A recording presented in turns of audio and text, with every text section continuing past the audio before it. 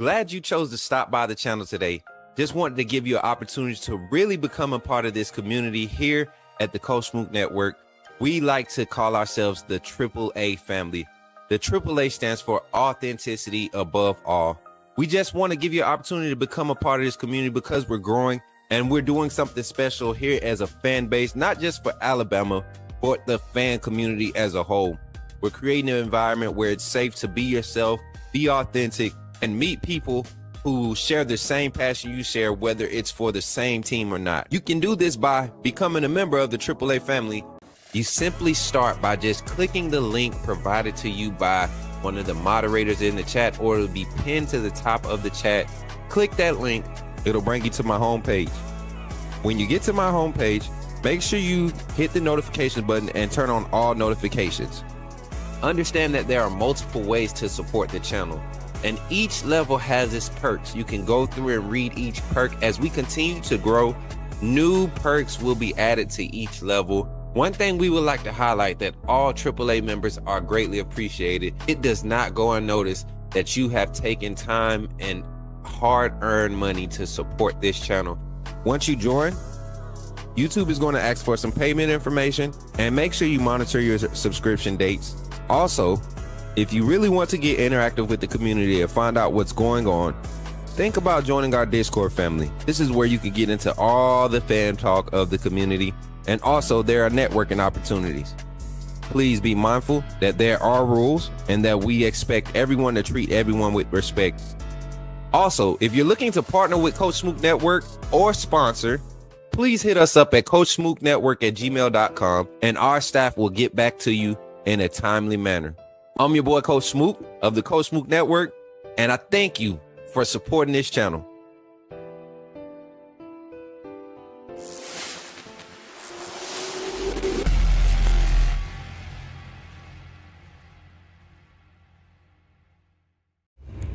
Remember, when you see me in the streets, holler at me. Say, put me in the game, Coach Smook. Put me in the game, Coach Smook. Put me in the game, Coach Smook. Like, share, subscribe. You know we keep it live. Put me in the game, Coach Smook. Put me in the game, Coach Smook. Put me in the game, Coach Smook. Put me in the game, Coach Smook. Put me in the game, Coach Smook. Put me in the game, Coach Smook. Put me in the game, Coach Smook. Put me in the game, Coach Smook. Like, share, subscribe. You know we keep it live.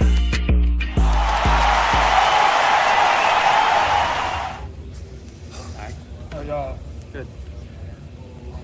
When I was asking a bunch of defensive players about how they prepare for stamina, because Missouri holds the ball longer than anybody. Yeah. And they mentioned your offense. And is that something y'all, thrive in? Is just keeping the ball for as long as possible? Is that part of the thought process of what I wouldn't say we on purposely try to hold the ball as long as we can. I just think it's kind of the flow of the game and the flow of our offense, right? We'll call our shots, we'll call our runs, we'll call our boots and play actions and stuff, right? And just kind of how it is, right? If Jam breaks one open, the first play of the game, right? Great, you know what I mean? But it's just really the flow of the game, how it is, and just setting stuff up. What similarities do you see between your defense and the defense that Missouri runs? Yeah, very, very similar. They both, just have a good scheme, good players around them. Missouri's got a great front, great front seven. Their DBs are really, really physical, really tough to get behind. And then they just, you never know what's going to happen, right? They bring edge pressure, bring twist game. One coverage looks like another. It's going to be a difficult task, and we need to study up and understand that this is a good team. And, they're 5-0 for a reason. Going there, playing at 11 o'clock, it's going to be hard. Are you talking to Coach Womack, because obviously their DC worked with him? Are you getting tips from him? Yeah, no, absolutely. Of course, they work together to have a connection. But of course, this guy has his own nuances, just like Kane has his own. But like I said, there's certainly some similarities, but everybody has their own little twists and turns. It's been a little over a month since the Florida State game. went from some people saying they should bench you to now you're a Heisman front runner. I mean, what's this month been like emotionally, and how much are you able to block out some of that external noise, rather it be good or bad? Yeah, I'm just really trying to win, to be honest with you. Like, as much as I want to forget the first game, like it's gone, but it's never forgotten, right? We talk about all the time, like having a chip on our shoulder, like all that is external to me, and I just want to go 1-0 and win. You know what I mean? Like whatever it takes to win and get my guys, to celebrate in the locker room for that 3 to 5 minutes. It's all that matters to me. When Caden Proctor is saying you're playing at a Heisman level, how do you sort of respond to that? Well, I thanks to him, you know what I mean? Thanks to the guys up front, thanks to the wideouts, thanks to the running backs. Like, it's honestly like it's kind of absurd, the talk around it, because I wouldn't be here if it wasn't for them. It wasn't for the defense getting me in good position, turnovers and whatnot. So like I said, like that's all external to me. Like I just want to do my job and make sure that I celebrate in the locker room with my guys, because I know I wouldn't be here without them.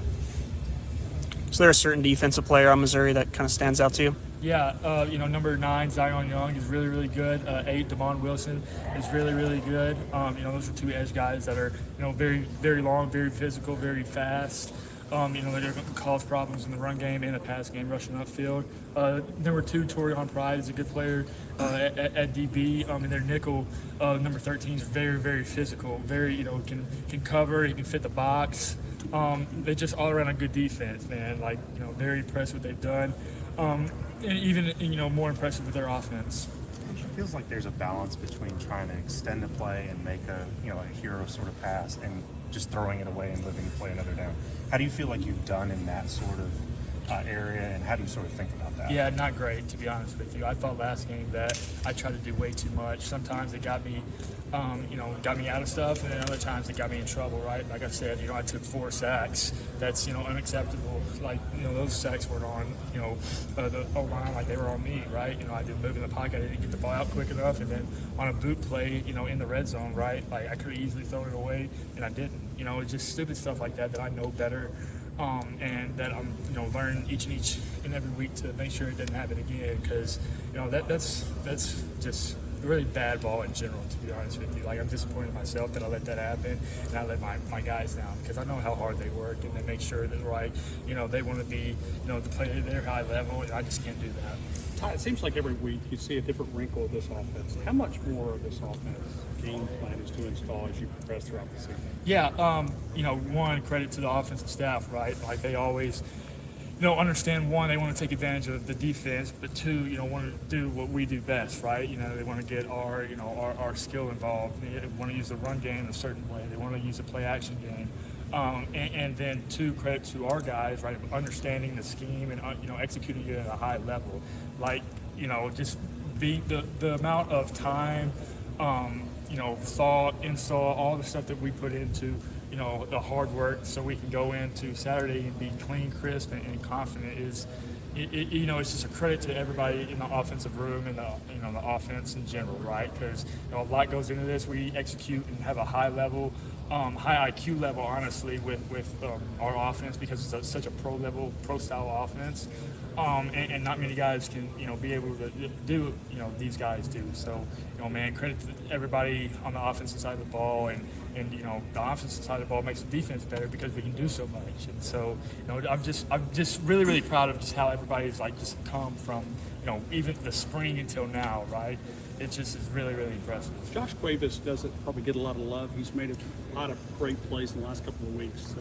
Dude's insane. Dude's got some of the best ball skills I've ever seen.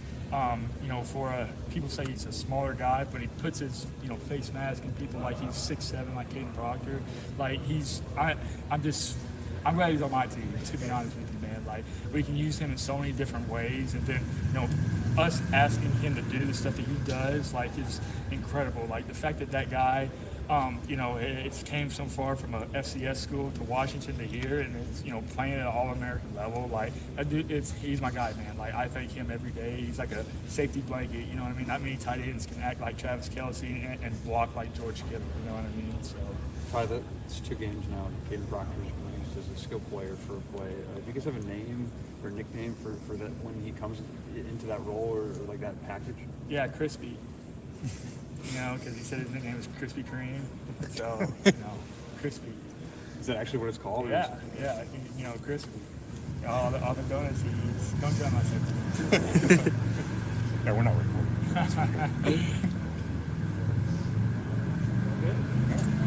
Thanks, Doc. Thank you. Yo, welcome in, chat. Let's get to it. How y'all feeling this morning? Welcome into the Coach Smook Morning Show. Glad to see y'all in this mug today. Let's go, man. Somebody say, put me in the game, Coach Smook. Put me in the game. Let's go, man. How y'all feeling this morning, man? I'm feeling good. All right, I'm feeling good. I'm going to tell y'all why. Because we got an early game tomorrow. First of all, got an early game tomorrow. I think we have a cool matchup tonight that now let me turn the music down. I think we got a cool matchup tonight that we're gonna be able to watch. And I'm almost tempted to do a watch party for it, but we got the call-in show, so we'll have it on during the call-in show tonight and react to it while it's going down. But y'all, tomorrow we got another undefeated SEC opponent. We're going on the road. Last time we went on the road to see a undefeated SEC opponent. We went in a trap, took over their trap. So that's what we plan on doing again. But welcome in this morning, y'all. Welcome in this morning. I see everybody in the chat. Thank y'all for showing love.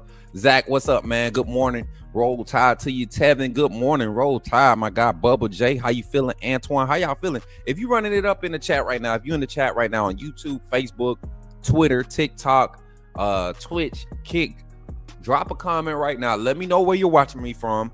And rep your team. I saw a Gators fan tap in on the live before we came to the morning show. We was just doing a live check-in to let everybody know that it was going to be coming on early. Not coming early, pause. But we said we were going to be coming on to the show earlier, about 30 minutes earlier this morning, just to get some things done. We have a lot of things to do today in preparation for the early kickoff tomorrow. And as you all know, we will be doing our post-game call-in show immediately following Alabama versus Missouri. No matter the outcome.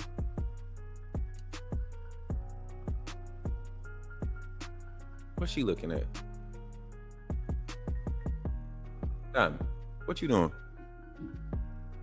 Somebody over there? Hold on, y'all. Give me a second. Somebody at the door.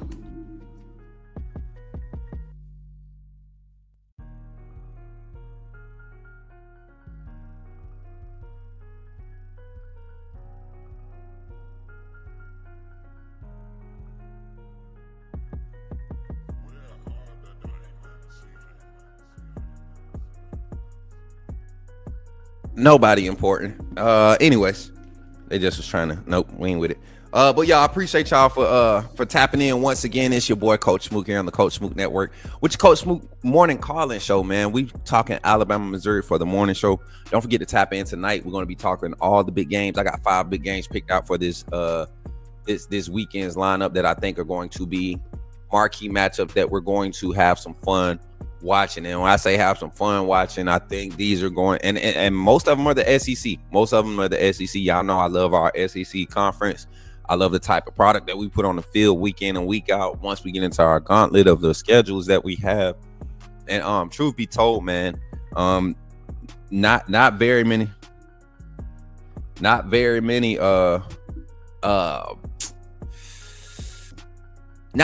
conferences can give you the quality of competition week in and week out. Doughboy, appreciate you for tapping in, man. Make sure you hit that subscribe button, man. Make sure you think about joining the getting you a wristband like the other J here. You see that icon next to the other J's name? Join the membership, man. Join the AAA community. Join the team. Become a member of the YouTube channel. We probably got some of the cheapest stuff on YouTube. Become a member, man. Get that wristband. Get access to some quality inside scoop when it's available, right? Ain't much been happening. We actually about to create some new content for you all. Since much hasn't been happening outside of what we've already projected. We messed up and told y'all about the offensive lineman and the flip that we were getting about a month ago. And y'all seen the last 2 weeks, we've seen commits shut down their recruitment, but we've seen the offensive lineman, the 2026 offensive lineman, shut down his committed to Alabama. And then you also saw the running back from the 2027 class commit, the cornerback that we was talking about. So it's going to be a lot of things that we're going to get into And like right now, recruiting is crazy right now because players, especially in the 26 class, players are canceling visits to schools that they're committed to, right? Just to come to Alabama. You got Alabama, Tennessee coming up. You got Alabama, Oklahoma, and Alabama, LSU. So a lot of high marquee games and opportunities to get players or recruits on campus to impress them and show how you fare against another team that's possibly recruiting them and where they could fit in at on the field. That's what Alabama has been doing on their recruiting visits at a high rate. I got to see Kamari last week for the Vandy game, you know, standing there with all the recruits that were visiting, and you could tell when kids are wide-eyed and that the program's got their attention and they're just not there because to build their name, but they actually like what they see. So we'll get into all that conversation later on in the show, but right now, man, let me fix my hair. Y'all keep letting me come on here. It gets caught under my headphone jaunt right there. There it is. All right, now we're gonna get into the show, man. Let's get into the conversation today. We're rolling up on that 20-minute mark so we could jump into it. I'm just basically going to go over my main points coming into today's matchup with Alabama versus, this weekend's matchup with Alabama versus Missouri. We did 3 keys yesterday, right? We did 3 keys, but I'm going to go ahead and make my projections. I'm going to talk about different situations, scenarios that can play out in this game.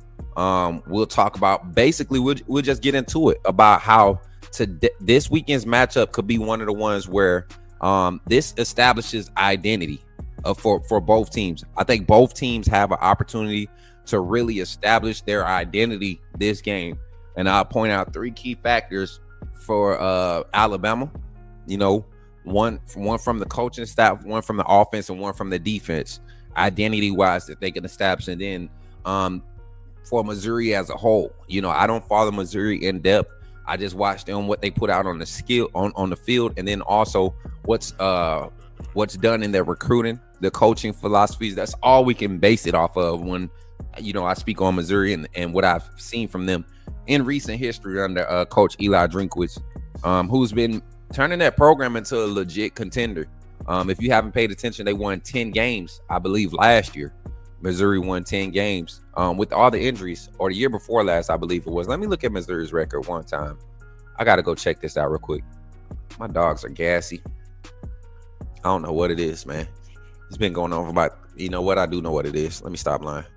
So last year, Missouri went, I'm just small talking to it. Yeah, last year, Missouri won 10 games. They were able to, go into last year, they were injured coming into the game against us. They beat Auburn with a beat up team. They actually lost a lot of their players at the Auburn week. And then when they had to come and play us on the 26th, that's when you saw the blowout 34-0 win. They had their backup quarterback. But when they had Cook, they found themselves in a lot of good games and winning at a high rate. You're talking about wins over South Carolina last year, which was a solid team that ended up being, you know, on the outside looking in as far as playoff hopes. Missouri was part of that group of teams that was in the runnings for playoff positioning, right? I think they ended up at number 19, I think, at 9-3 for the regular season. They lost to Vanderbilt in overtime last year. Just play all their conference schedule looks solid. They went 1, 2, 3, 5-3 in the conference, just like we did. So this Missouri team returning a lot of healthy players. It's not a surprise that they are as efficient and as well-oiled as they look with the veteran presence they have on both sides of the ball. A lot of guys returning that's familiar with the systems and the philosophies in place. So not a surprise that we're checking in to see a team like that. So we'll get into why this game is an identity game for both sides. So we'll get into the show. Hold on, let me do something real quick, chat.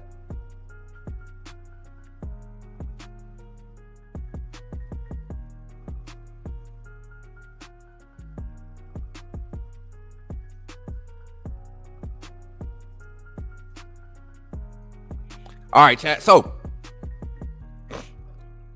let's get into the show, man. I'm ready to jump into the topics. First topic of conversation: identity. Well, it's the only topic of conversation, but we're going to talk about Alabama's identity first, getting into the show. If y'all ready to get into it, somebody put it in chat. Say, put me in the game, Coach Smook.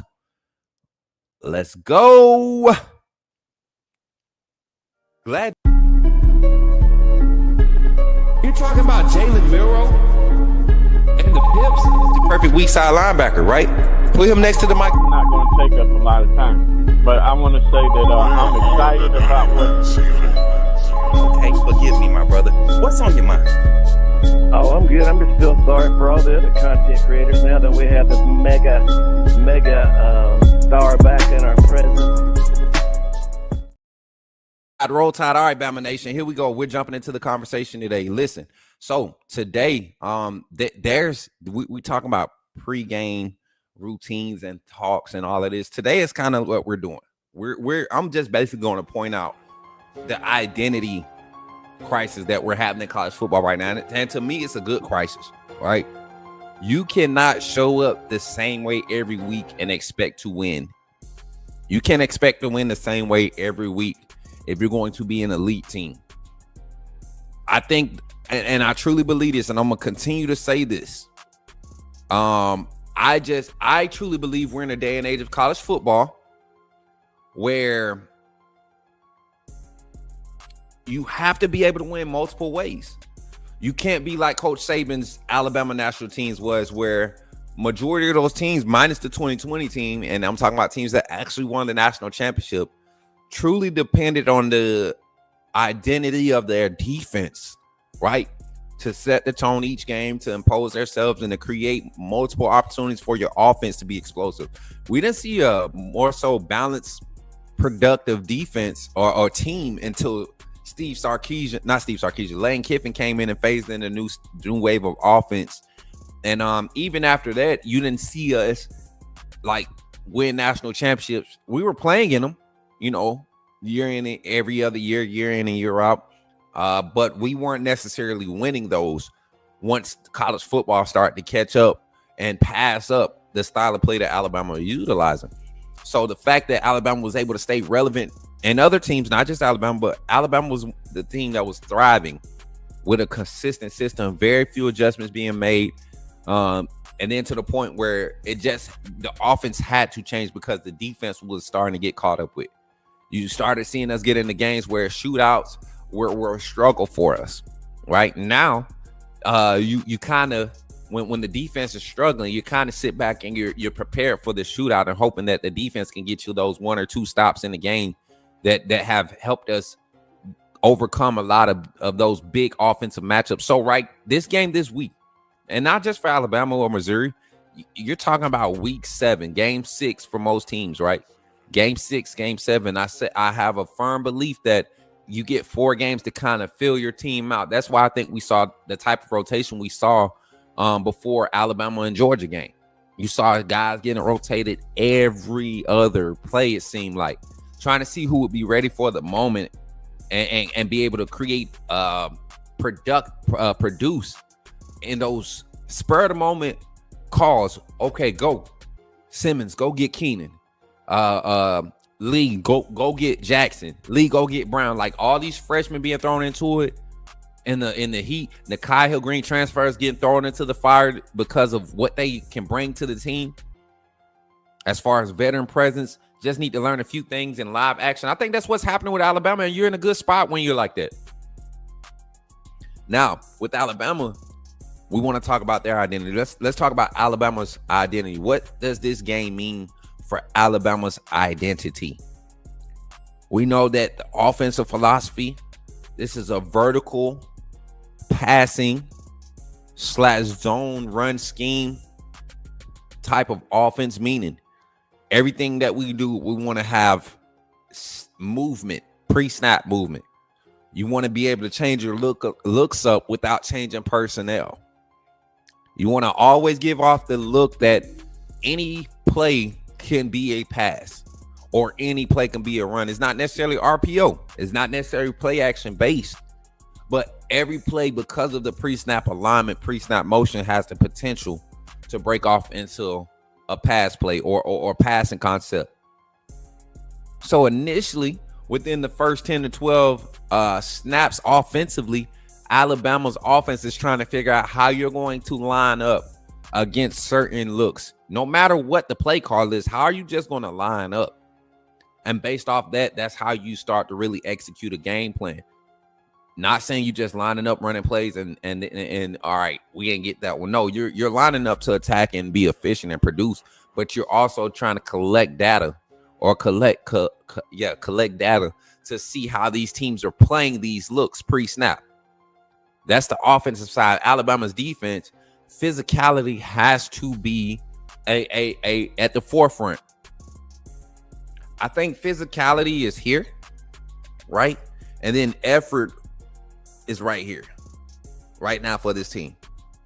No, I'll reverse it. Effort is a little bit higher than physicality right now because of the shovel pass that scored against Vanderbilt. The first one, it caught us off guard. The second one did not. If you look, Nakai Hill Green being held had an opportunity to make a tackle. He broke through the offensive line that was trying to pull down and seal that gap. He broke through it, got tripped up, no call there. And then Deontay Lawson, who was actually tracking the running back, you could see him. He's on over the left guard. If that was a run play to their side, I think it gets stuffed. If it's a handoff right there, trying to hit that left side of the offensive line, it gets stuffed. They did a counter move with the pitch, like a counter step. He steps left inside as if he's about to cross to attack the A gap or the B gap with the run, and makes that hard plant and reverses back the other way, changes direction the other way. You got Pavia, speed option, flat down the line, got your eyes on the ball. You get to looking at him thinking he's trying to roll out pass or some type of way. You think you got a running back trying to leak out or a tight end leaking on that side, and the running back's underneath behind all that traffic. Deontay Lawson was able to work through all that traffic, get a solid hit to slow Hardy up to allow help to come and assist him to try to stop him. So you're starting to see guys pick up. The eye discipline is getting there. So Alabama's defensive identity is not necessarily the effort at this point. We saw them correct the effort issue after the Florida State loss. I think the physicality needs to ramp up a little bit. And then from a coaching standpoint, I look at it for Kalen DeBoer with how he manages the game. If anybody has an issue with how Kalen DeBoer has managed the game, I don't think you're paying attention to the gravity of the situations that he's been put in just this season. Have we had a horrible fourth down call yet? Have we? I mean, like a fourth down call where we needed to go ahead and kick the three, and we tried to push for the extras, push for the score, or push for the first down. Have we had a bad play call like that? We've gambled in a lot of spots. As a matter of fact, right now, Alabama is, I think, number 9 as far as fourth down conversion rate. And I think we're like in the top 25 for total fourth down attempts. Right? So you're looking at a coach that knows how to manage big game moments. Right? He knows how to manage big decision moments. Now, the team executing early on in this tenure at Alabama for Coach Kalen DeBoer, did they execute? No. Offensively, no. But now you see that confidence in the play calling from the players. Also, with Ryan Grubb being back, the identity of this Alabama staff, we're talking about the identity here. With Ryan Grubb being back, you see how this team has kind of settled in to who they are. That Wildcat play with Bernard no, it wasn't. It wasn't a bad call. You're in field goal range. You want to get in a formation to see how they play it. If we need to use the score 6, that's another variation of that play that is going to be developed. You put stuff on film. You can't.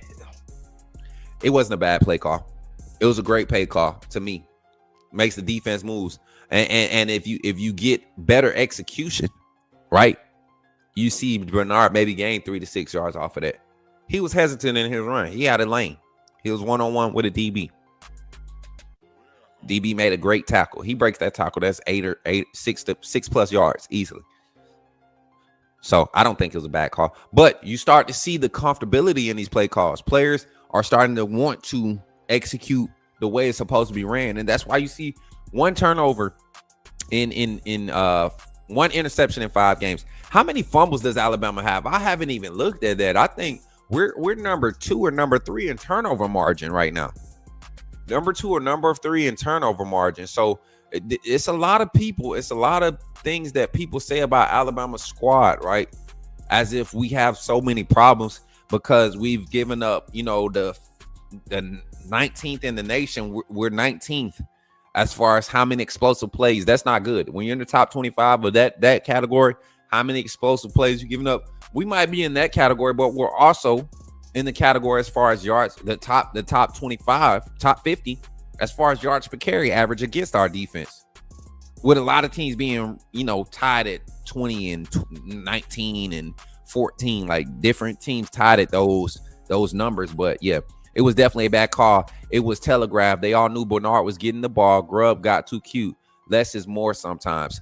It would be too cute if we was at the 5-yard line. See, this is why I love talking to fans that don't really know football. And Way, you my boy, but you saying some crazy stuff. So what I would counter with that, if everybody knew Jeremy Bernard was getting the ball, then why did you see 4 DBs flood to Ty Simpson's motion out there? Jeremy Bernard in that game, Jeremy Bernard had 2 opportunities. That would have been his second opportunity to throw the ball eligibly. Earlier in the same game on the reverse when he could have rolled out, or was it against Georgia? We used that play twice against Georgia. Similar alignment and everything. The only thing we changed up, we added a new phase to it. We motioned Ty Simpson out. So now Jeremy Bernard gets the ball. You see everybody flood into where he is. Guarantee you the next build off of that play is a tight end leak from that side. Literally one shift could change that whole play. That's why I like that play call, because if you had to come back to it with 4 minutes left, you're at that point in time, we were only up by 3. We weren't even up by, we didn't even hit the second field goal. This was to get the second field goal. You're up by 3. Your defense is playing great. They haven't given up any. Basically, I think at that point, the defense had given up a total of 19 yards to that point in the second half. So it wasn't a bad call. You didn't take it out of field goal range. You get on the field, you make the field goal, you go out, you get another stop, you come back, you draw the ball, you get another field goal, right? Then you come back, you get another stop. Then you go down again, you get another field goal. You're just driving the ball, taking time. And then to end the game, to solidify the game on that last field goal, you held the ball for a total of 11 minutes? We had the ball to end the third quarter and go into the fourth quarter and hold the ball for 11 minutes on a drive and get points out of it, and then get another stop, and then your offense goes down and scores again. Using that same formation to close the game out too. Putting Jeremy Bernard in the backfield is just a whole nother set of play calls and weapons that you're able to utilize, right? So that's an identity thing. We're a multifaceted offense. You won't get the same play from the same look. So you can have, we'll run 4 verts out of a 3 tight end set. And I'm not saying that's realistic, but that's what you can expect as far as the identity. You don't know how to really contain the pass game when you're scheming up against Alabama. That's Ryan Grubb. That's the identity. And then defensively, Kane Womack starting to settle into the style of play calling you have to be successful in the SEC. Last year, we saw him not be able to make adjustments on the fly. Right? This year, you see them. What happened? One explosive run in the first half against the defense in the first quarter. The next drive, you give up a 32-yard scramble, and then you force a turnover because you just disciplined on your gaps. You show a little effort. You see how loose he is with the ball. I've been talking about how loose Diego is with the ball when he gets outside the pocket. Justin Jefferson focus on that, gets a turnover. We see the rollover, right? We see the rollover. I want to get into this conversation. Mary J, take the other banner down. I'm gonna get into this conversation because I love attacking these crazy thoughts about Ryan Grubb's play calling when we're literally the most efficient offense in the nation right now. I think we're tied. Overall, if you take away the 0.8s and 0.3s and all this, You're talking about teams converting at 70% clips. You're talking about teams that are positive yards per play call. We're in the top 3 right now. So I don't have a problem with Ryan Grubb's play calling. Should have ran that play with Keelan. Man, stop. Good morning, though. Good morning. Good morning. Good morning. I like your idea. I like the annexation of Puerto Rico thought process and mindset. But that nah. Why? Not in that moment.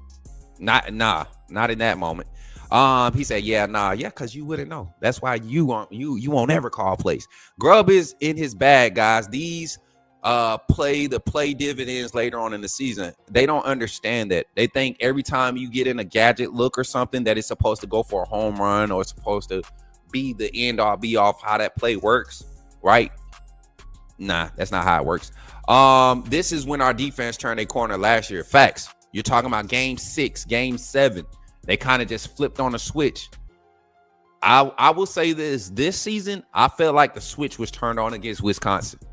Go look at the production since Wisconsin. Even against Georgia with the 6 explosives, we did everything else right defensively, but that one thing. We didn't contain the edge, and it resulted in what? 6 explosive runs. Yeah, so like what Grubb is doing, that's the only play I ain't like. I don't care. I don't care that's the only play you didn't like because it literally set the last drive up. It literally caused them to walk safeties down in the box. Everything you want from that formation. And I think that's why the hesitancy that's why the hesitancy was there. Hesitancy was there to snap the ball. I think everybody on the offensive side knew that if this play breaks is because it's a lack of execution on their side. They see what's happening, and we still almost broke it. So you set that up, you get in that formation again. Now they're gonna be like, ain't no way they running that again. Now they're on their heels trying to think what can happen. You got an eligible motioned out quarterback that can toss the ball from the snap behind the line of scrimmage and make a pass downfield. We might have a double pass. We might have a reverse pass, right? With Ty Simpson coming in motion, Jeremy Bernard getting the snap, running to the right, offensive line pulling right. And the slot, Ryan Williams, I think, was in that slot right there. I think Lasier Brooks was actually in the slot right there for that play. Imagine Lasier Brooks running an elite cross. Line is pulling to the right. Ty Simpson coming in motion. A linebacker or safety or somebody would have to have some great eyes to track that and disrupt it.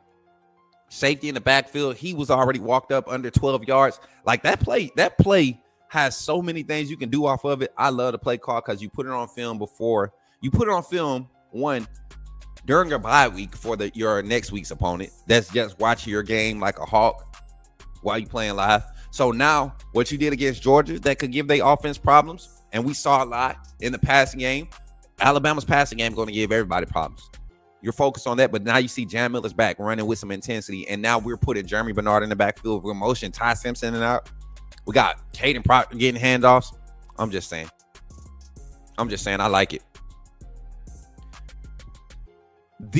Good morning. What's good, man? What's up, Dougie? Laugh a lot. Why crap on the idea of running that with Keyline? You really think you're in? No, I actually just think it's not a smart thing to do.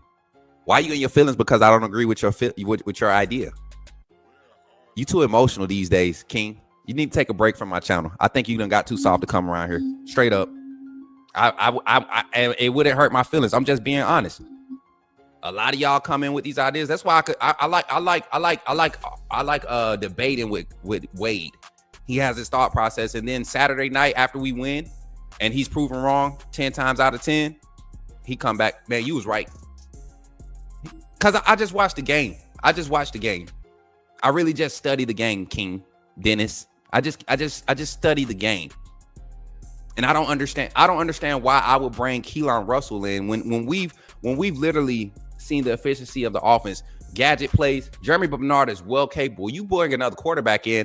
Now I'm just going to send 6 at the quarterback. I don't care how you snap it, what you're doing after. I'm just going to load the box and send 6 at him. And I wasn't crapping on it. I just said it wasn't a very smart idea. I don't think it'll work. Oh yeah, Wade, I be shitting on your thoughts, the shit you try to say you want to see from the team. I be like, bro, what? Just like the guy came in the other day, said Drake Kirkpatrick need to go to corner. Why? Drake Kirkpatrick is not a corner. He doesn't have the skill sets of a corner, right? He's a true safety. Just like Bray Hubbard, just like Keon Phelps, true safety. Defensive backs is one thing, but when you're a corner and you're a free safety, it's a reason why you're categorized. You'll see guys labeled as defensive backs, right? They usually play nickel corner, or they'll drop to the boundary. They'll bump out to the boundary every now and then. Those are your DBs. But cornerbacks and free safeties or strong safeties, they're labeled that for a reason. Drake Kirkpatrick is definitely a strong safety. Bernard in the backfield can create a mismatch on a linebacker. Bernard is your dog on the field. You want the ball in his hands. The man played quarterback in high school. So why am I going to throw my true freshman quarterback out there in a key moment in the game? We're trying to steal the momentum or continue to maintain momentum. Why would I throw him out there and I got an experienced veteran wide receiver presence that's literally that draws the eyes of the defense so far this season? That's the perfect setup. Perfect play call, Ryan Grubb. 100%. Give it up for Ryan Grubb, chat. Give it up for Ryan Grubb and his perfect play calling, chat. I'm here to educate brainwashed. I'm here to educate brainwashed by the media narrative. College football fans born after 1990. Where was Bama from 1995 2007? Facts. Before Nick Saban, the NFL quitter/failure became bagman and head coach of Bama. Are you jealous that we got the greatest coach of all time? I don't get that. Black Raider still welcome in though. You another horrible debater too, Black Raider. I like when you come in. You make me feel smart when you contest a lot of stuff that we say. But roll tide. Anyways, so that's the identity thing. I can't even remember where I was. I just had to get on that because I know that thought of that play call, and it was crazy because we're in the stands, right? I'm watching the game in the stands, and when that play call happened, you could tell like the fans that didn't understand it, like the fans that did, everybody understood it. It was times last year we would get out of field goal range in those situations, trying to see what can look good. Guys trying to make plays. What I say when I say the play call was perfect, because even though, and I truly believe this, and if I could ask one of the players that was in on that play, and I have to go and look at the offensive line, I guarantee you the offensive line looked at that shift and was like, hey, we probably need to go alert, shift back, timeout, something. You look to the sideline, you get this, that means run it. We're going to live with the results. Don't get out of field goal range. We had a timeout before that play call, right? Don't get out of field goal range. Run the play, execute it. Let's see how we live with it. Then if it doesn't produce, if it doesn't create a big play, guess what we do? We come back to the huddle. We say, all right, if we have to go back to this is how we adjust it. This is how we adjust it. That's what good play calling is. It would be a bad play call, and this is why I laugh at y'all. It would be a bad play call if we was down by 14 and we had an opportunity to score, or we needed to score, right? That's the third quarter at this point. And we needed to score, and we line up in that formation trying to do a trick play, and we hadn't needed to do a trick play to that point. That's when I would say it was a stupid play call. But the way that Ryan Grubb's pace of play calling has been, I have no questions about it. Same thing with Kane Womack for the past 4 weeks. I think last week I got frustrated against Vanderbilt because I don't know who handles the shifts. The way it's is communicated to us from the staff and the players. Deontay Lawson, whoever's at that mic position, they'll cause the shift. They'll cause the shift, right? And then they'll based off the alignment or the leverage, they'll say, they'll shift, right, left, or whatever the call is. And a lot of times I think trusting your players to do that, you have to let them see where the mistake was also. If you're going to trust them, you have full confidence that you've explained the situation or how this should look or how you want it to look. right? That's what captains are for. That's accountability. I think Deontay Lawson is a great captain. I think he understands what's being asked of him coming from that linebacker position.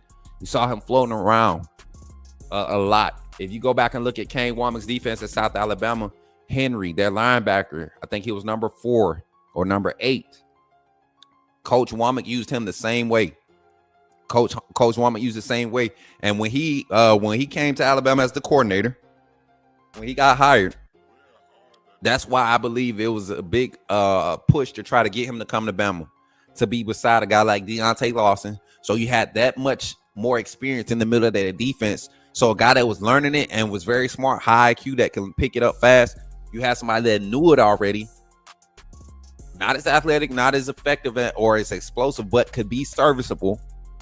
Because he was like a Justin Jefferson-sized linebacker, right? So the aggressive nature of this defense has to be established this game. That's the identities. Offensively, pace of play calling, being able to affect them in the run game. Do we become a truly balanced offense this week? We've been a little bit more leaning towards being pass heavy, up until Jam Miller's return. Because not necessarily because of the quality of assets available. It's just the pass game was producing the explosives. Now you get Jam Miller back, a guy with a lot more experience. He's already settled. It don't take him a lot of time to get going. Now you see the effectiveness in the run. Go look at the Vanderbilt's defense was only giving up an average of 2.9 yards per carry coming into the Alabama game. Their defense was only giving up 2.9 yards per carry. Alabama averaged 3.7 yards per carry in that game. Jam Miller had 2 explosive runs for 15 plus yards. I like where we're at offensively. Physicality, effectiveness, proficiency, all of that is bottled up in Alabama's offense. Alabama's defense, effort is prevalent.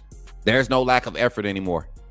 Now the physicality. Today is this game against Missouri is an opportunity for them to establish physicality. And then for the coaching staff, can they continue to build on the type of program or persona that they want this team to be? Its team is player led. Coaches manage it. Basically, they're managing it, teaching, managing. Right? That's it. And when you have that, you got a dangerous team. That's the identity. Missouri. I'm gonna keep it short and sweet. Missouri offensively, Missouri's offense and that run game.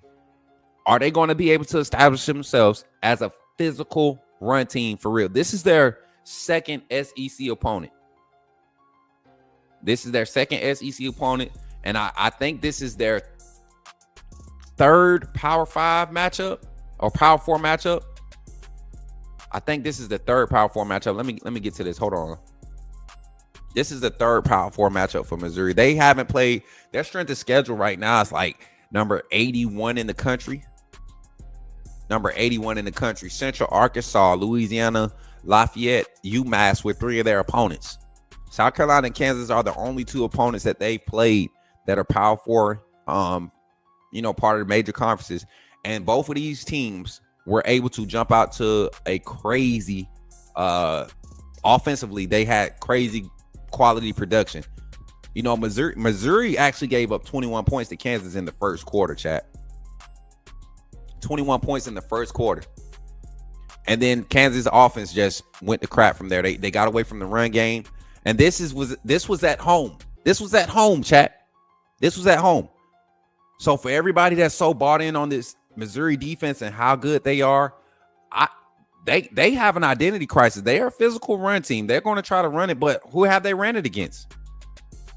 And then defensively, they haven't been able to stop explosive teams on the offensive side. They let Lenore Sellers throw for 300. You don't think Ty Simpson and his offensive line will be able to produce at least 285, 300 with the receivers and the assets we have? I want to say South Carolina did it in Columbia too, if I'm not mistaken. Let me go look at this. Yeah, South Carolina did it in Columbia too. South Carolina had 300 passing yards in Columbia. South Carolina had the lead going into the fourth quarter. I'm just not bought in to this idea that Missouri's defense is dominant. I'm looking at the film. Yes, you look great against Kansas. You look great against Lenore Sellers and that offensive line that's beat up. I think they had like 3 guys out on the O-line. This is an identity game because this is where you can. I think this game is a consistency game. Do we have the ability to be consistent on a? This is why I say identity. How do you establish an identity, Dougie, and everybody else in the chat?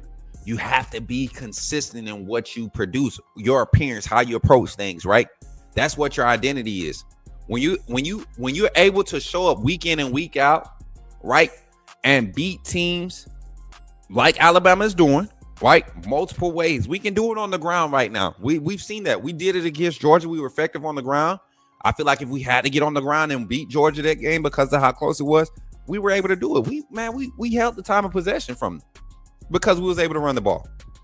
Not explosive, but we would have, if we had to run the ball 40 times the game, I think we would have hit that 150 clip. We didn't have to, though.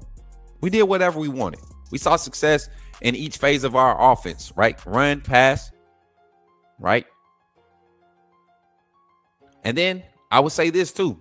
Defensively for Missouri, offensively, I think Missouri's identity, they get a chance to establish that they're a physical run team. I don't think their passing game is as explosive as it is.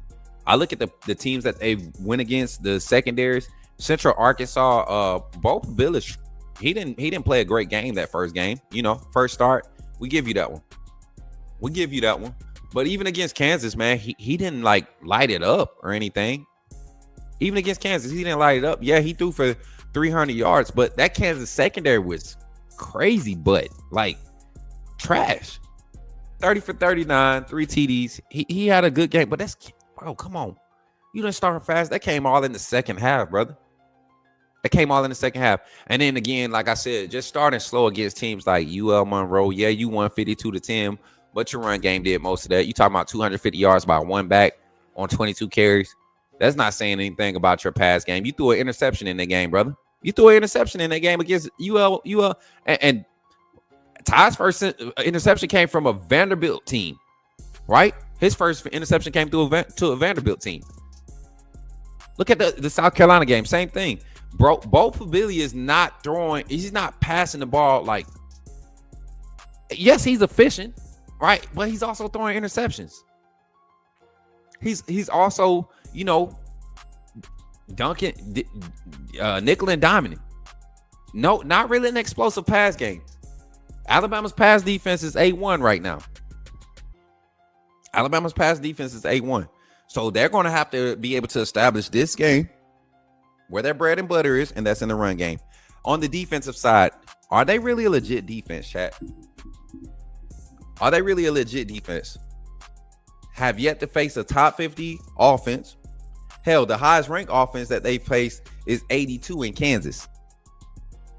I think I read that stat wrong last night. I think I gave it to, I said 52. It's 82. 82 ranked overall offense in the country. That's the best offense they face. South Carolina isn't even ranked that high. South Carolina is the worst overall offense in the SEC right now. So Bruce Pearl's daddy says if Prabula was any good, he'd be at Penn State. Facts. I agree. Wade said, Bruce, who would you rather have, Adlar or Prabula? Answer him, Bruce. Both of them are similar in how they play. It's the system that fits for Prabula. I don't think Penn State has a solid offensive system. Anytime your offensive system is required to have dynamic play in and play out each snap from your quarterback, you're in trouble. And that's what Penn State's offense looks like. They don't have a deep passing attack. The quarterback doesn't have a deep ball, an accurate deep ball. Yeah, your arm is strong, but you don't have a accurate deep ball. Deshaun, what's good, man? Phone line about to open up here in 4 minutes, man. 4 minutes. We got the phone line opening up. What's up? What's up, J-Ro? My boy. But if I had for Missouri for Eli Drinkwitz, he got the right quarterback. James Franklin, I think he wishes he had Prabula could make a lot better plays on the run than Drew Aller, in my opinion. Bama by 30. Chief said Bama by 30. Hey, Chief, you know what's crazy? I literally I did a warm-up for the live game simulation that will be airing after the show today. We'll probably go live, do Alabama versus Missouri. Right after this, Adrian will be playing as Missouri. So, y'all, before we even continue the conversation today, I got to go a little off topic. Adrian has vowed to give Alabama a loss. Ever since the Bama-Georgia live game simulation, Adrian has vowed to give Alabama a loss. So he has volunteered to be my opponent, my live opponent, week in and week out, unless we have a representative, a fan, or analyst or somebody of the other team this week from Missouri. The two guys that we reached out from Locked On, neither one of them wanted smoke. I don't know why. They say they play the game, they ain't want smoke. So Adrian to be filling in, representing for Mizzou. That old East Division tie, Mizzou and Georgia. So that's gonna be fun. So y'all tap in after that. As a matter of fact, when we go to the first infomercial break before the call in, I'm gonna actually text them and see what we got. But and then for the staff, man, I like Missouri's coaching staff. They're Eli Drinkwitz. Y'all heard him in the midweek teleconference. Trolling Kalen DeBoer. And he just got good energy. He got good energy. But he's a smart coach. He's a smart offensive mind. I don't know, man. I like him. I like Drink. I feel like Drink would have been a cool OC to have when we had Saban. I'm just saying, man. He's not a bad guy. He's not one of the coaches that you don't like. But then you also on that staff, man, the offensive coordinator, Kirby Moore. That's somebody that their name was in the hat when Ryan Grubb did not, stay at Alabama last season. Kirby Moore, his name was in the hat to try to go and get him from Mizzou. Runs a similar style system as Kalen DeBoer. Play calling wise, I don't think he mirrors what we see from Ryan Grubb. But then again, you're dealing with two different personnels. All right, personnel available for your offensive set. Defensive coordinator, Corey Batoon. I had to pull the name up to say it right. Corey Batoon. If y'all don't know who that is, just go check out South Alabama's defense in 2022, 2023. And see how effective and aggressive they were. You'll see that defense right there. South Alabama's defense that year looks like what Missouri defense looked like now. Run the same scheme, right? Same scheme that we run, and they run it with just pure effort.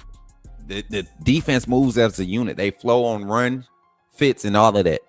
That's why they look so good. But they're doing that against teams that can't hold up blocks. They're winning one-on-ones up front consistently because of the competition that they played. Like, I truly believe they just have yet to see a caliber of a team like Alabama, and this is going to be their wake-up call, and they might be a better team after this loss because they are going to lose to us tomorrow. But, yeah, Corey Batoon, aggressive defensive play caller as far as man coverage, trying to get guys to win up front. He's just like Kalen DeBoer. He's a little bit more aggressive to me from my evaluation. He's a little bit more aggressive in pressures, but they both call pressures at around the same clip. I think right now, Kalen DeBoer's pressure rate overall for the season, and it's been low. It's been low. You usually want to have that pressure rate, like for this style of defense, like 38 to 41% of the pressures you're dialing up. But with some of the situations being in the green a lot, but between the 40 and the 40, I mean the 20. The 220s, you see a lot of open space, and guys weren't getting home early in the season, right? You were seeing, and people were like, where the blitzes at? Well, guys just aren't flowing off of. They weren't giving effort. Now you see it. You see it happening. The stunts are a lot more effective. They're creating confusion. We forced Diego Pavia into almost 3 intentional grounding situations where they had to evaluate it and make sure that he wasn't intentionally grounded because of the pressure. Yancy Pierre is coming into his own. Starting to look like his big cousin, man. Big Upshaw, Courtney Upshaw. Are we seeing a resurgence of Courtney Upshaw and Yanzi Pierre? I don't know. It looks like it. That's what them the type of feels I'm getting. Love to see it. Lisa said exactly. They haven't played anyone special. Haven't even been challenged, Coach Smook. They haven't. They truly haven't. I mean, Kansas challenged them. Kansas slapped them in the face. They didn't punch them. They slapped them. Hey, buddy. 3 times real quick in the first quarter. I truly believe Ryan Grubb is looking at that first quarter from Kansas and trying to figure out what happened in that game. Was it a lack of effort from Missouri or was it scheme? Kansas offense is no longer explosive, man. They've been hitting everybody in the mouth early. Real early. And then they just fizz out. He gives me want to be Lane with the trolling. Nah, Lane is like Lane is like an asshole with it. Eli's real cool with it. He chill. All right, let's get into the phone lines, y'all. I'm going to keep the comments rolling. Y'all continue to talk. We have to play a clean game tomorrow and be up for it. You don't think this team is going to be up for an 11 o'clock game and they practice from, they're up every morning at 5, 6 to be at practice at 9? I think they'll be all right, man. I think they'll be up for it more so now in this era of college football and this tenure under this coaching staff than we were against Coach Saban. Like, players used to literally be coming on the field wiping sleep out their eyes under Coach Saban. So they also have played all home games, which is crazy. They have a total of 8 home games this season, man. 8 home games this season. 8 home games. 1, 2, 3, 4, 5, 6, 7, 8 home games this season. Crazy work. Miami. I think Miami's sitting in the same boat too. Miami and Notre Dame. I think they're all sitting in the same boat. All right, so let's get into the phone lines. I'm gonna jump into that first before we get into that phone call segment. I want y'all to take the opportunity to become a member of the AAA family and support your boy. We're growing, y'all. We're growing. We're like 8 below 100. We're at 92 members right now. We need 8 more. If we end another month with 100 members like we did last month, I think some of y'all just need to renew. That's all it is. I ain't gonna trip. I ain't gonna do the whole spiel. But remember, we have charitable donating opportunities right now. What you're going to see on screen in the top left-hand corner is our Cash App link QR code. You can use that to donate. We'll leave it up there, and then when we announce the PayPal, if you're looking for PayPal, put PayPal exclamation point PayPal in the chat, and you'll see the QR code come up. And if you want to donate directly to Venmo, the link can be provided in the chat, exclamation point Venmo and VNMO. That's how you donate that way. Or you can do super chats. But most of all, we just ask that you like the stream. We don't care what you do. We don't care what anybody about anything else. Just comment, like, and share. That's free. Do that for us. And we know it's Friday. Turn up. We want to hear your voices on this phone line here in a second. So I appreciate y'all for being here. Right after these messages, we get into the phone lines. All right. Let's do it, y'all. Glad you chose to stop by the channel today. Just wanted to give you an opportunity to really become a part of this community here at the Coach Smook Network. We like to call ourselves the AAA family. The AAA stands for authenticity above all. We just want to give you an opportunity to become a part of this community because we're growing and we're doing something special here as a fan base, not just for Alabama, but the fan community as a whole. We're creating an environment where it's safe to be yourself, be authentic, and meet people who share the same passion you share, whether it's for the same team or not. You can do this by becoming a member of the AAA family. You simply start by just clicking the link provided to you by one of the moderators in the chat, or it'll be pinned to the top of the chat. Click that link. It'll bring you to my homepage. When you get to my homepage, make sure you hit the notification button and turn on all notifications. Understand that there are multiple ways to support the channel, and each level has its perks. You can go through and read each perk. As we continue to grow, new perks will be added to each level. One thing we would like to highlight that all AAA members are greatly appreciated. It does not go unnoticed that you have taken time and hard-earned money to support this channel. Once you join, YouTube is going to ask for some payment information, and make sure you monitor your subscription dates. Also, if you really want to get interactive with the community and find out what's going on, think about joining our Discord family. This is where you can get into all the fan talk of the community. And also, there are networking opportunities. Please be mindful that there are rules and that we expect everyone to treat everyone with respect. Also, if you're looking to partner with Coach Smook Network or sponsor, please hit us up at coachsmooknetwork@gmail.com and our staff will get back to you in a timely manner. I'm your boy, Coach Smook of the Coach Smook Network, and I thank you for supporting this channel.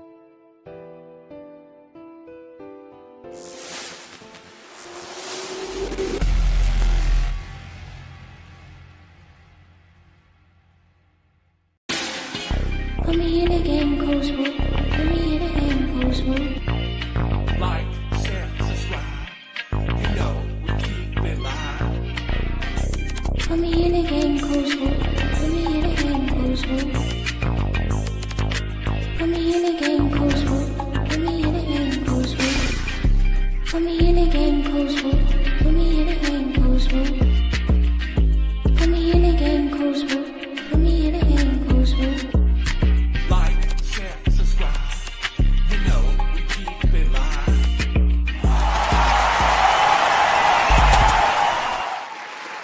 Let's go, chat. Let's go. We in the phone line, man. Listen, have y'all ever really paid attention to how hard that intro, like that song go?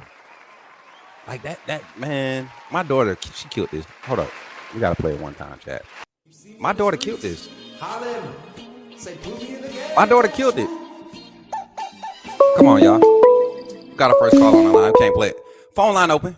Got our first call on the line. Let's get it. Call from Zach Willie to accept.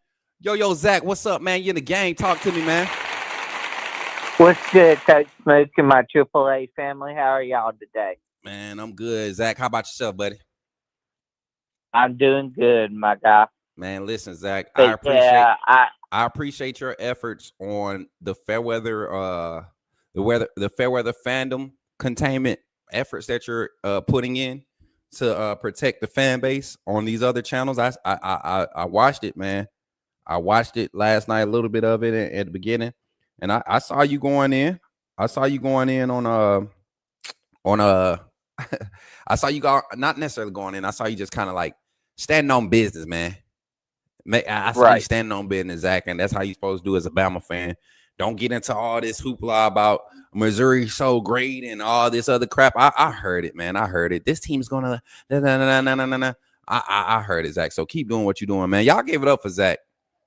He a real one. Zach, he one of my hitters, man. If I need some folks to talk about being a solid Bama fan, I'm gonna hit Zach up. Talk to me, Zach. What's on your mind, bro? Yeah, I'm excited for the game tomorrow. First off, I believe our defense as a whole is gonna take that next step that they need to take to prove to the world that that the defense is back and that it's ready to shut some teams down. Now, I believe Missouri's defense, they do have a good defense. I'm not saying they're not good by any means. I just don't think with this style of offense that their defense has enough to slow it down, especially with Jam when he came back. The run game's building momentum and steam with Jeremy Bernard, Isaiah Horton, Ryan Williams, Lotsier Brooks, Rico Scott. When you got a steady rotation of talented 4 and 5 star wide receivers every given down, it gets tiring. It wears you out. You just being in coverage, and I heard some.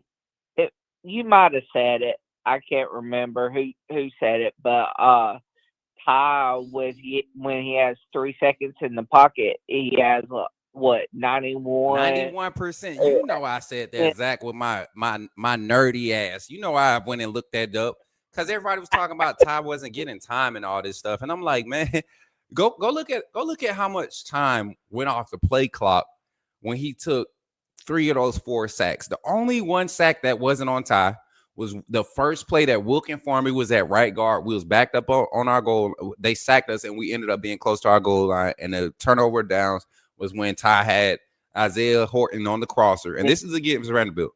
He had Isaiah Horton on the short crosser, just trying to get some space, see if he could make a play. And he kind of threw it too hard, and it was a little high over Isaiah Horton's head. That was the only drive where you saw a sack that was really on the offensive line.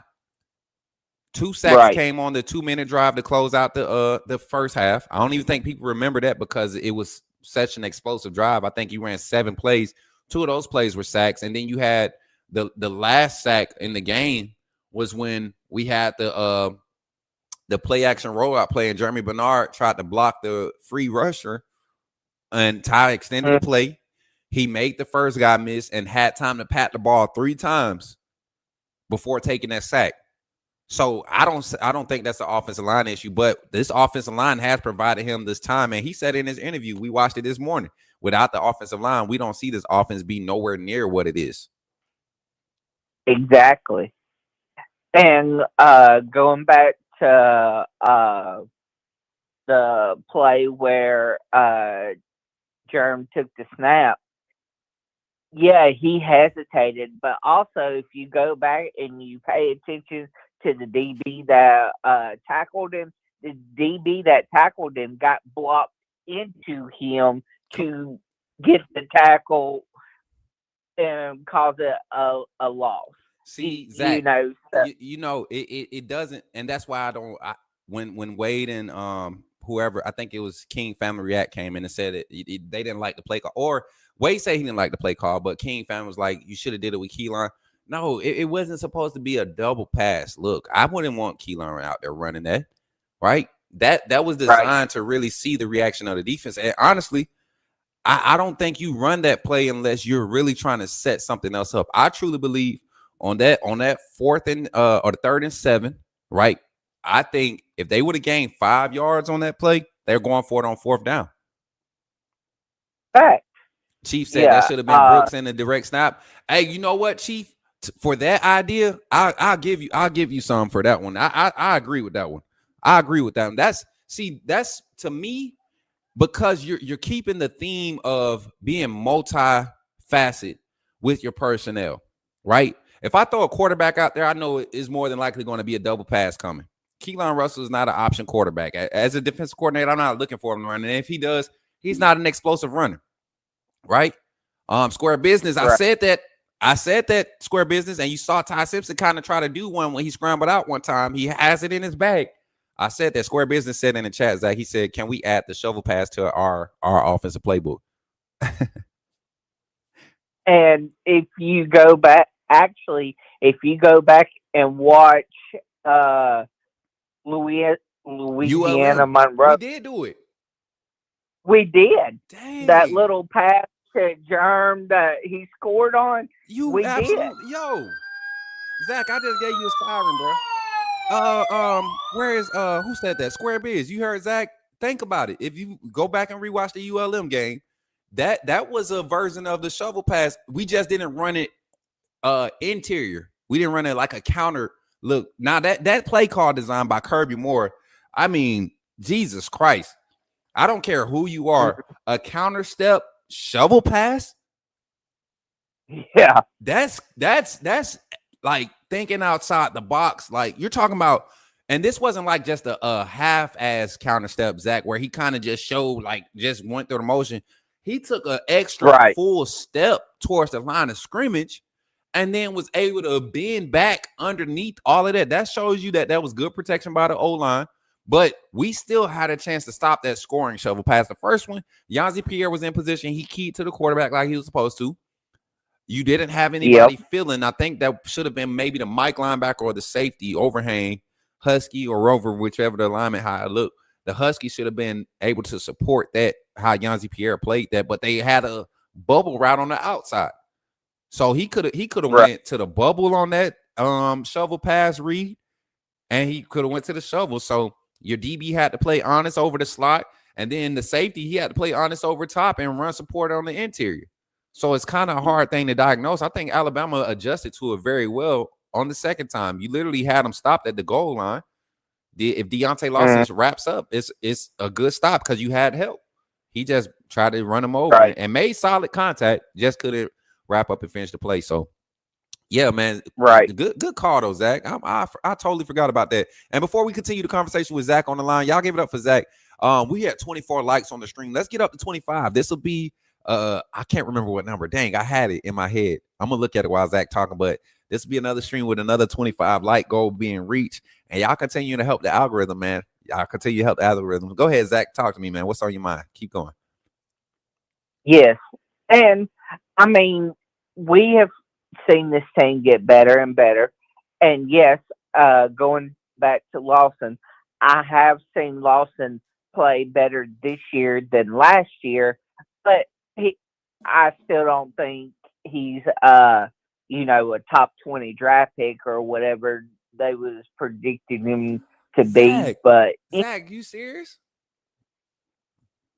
You don't. Well, I agree, Zach. You said top draft pick. I think Deontay Lawson is going to have somewhat like a Henry To'oTo'o type of interest into the NFL, where he gets into a system, get fully healthy.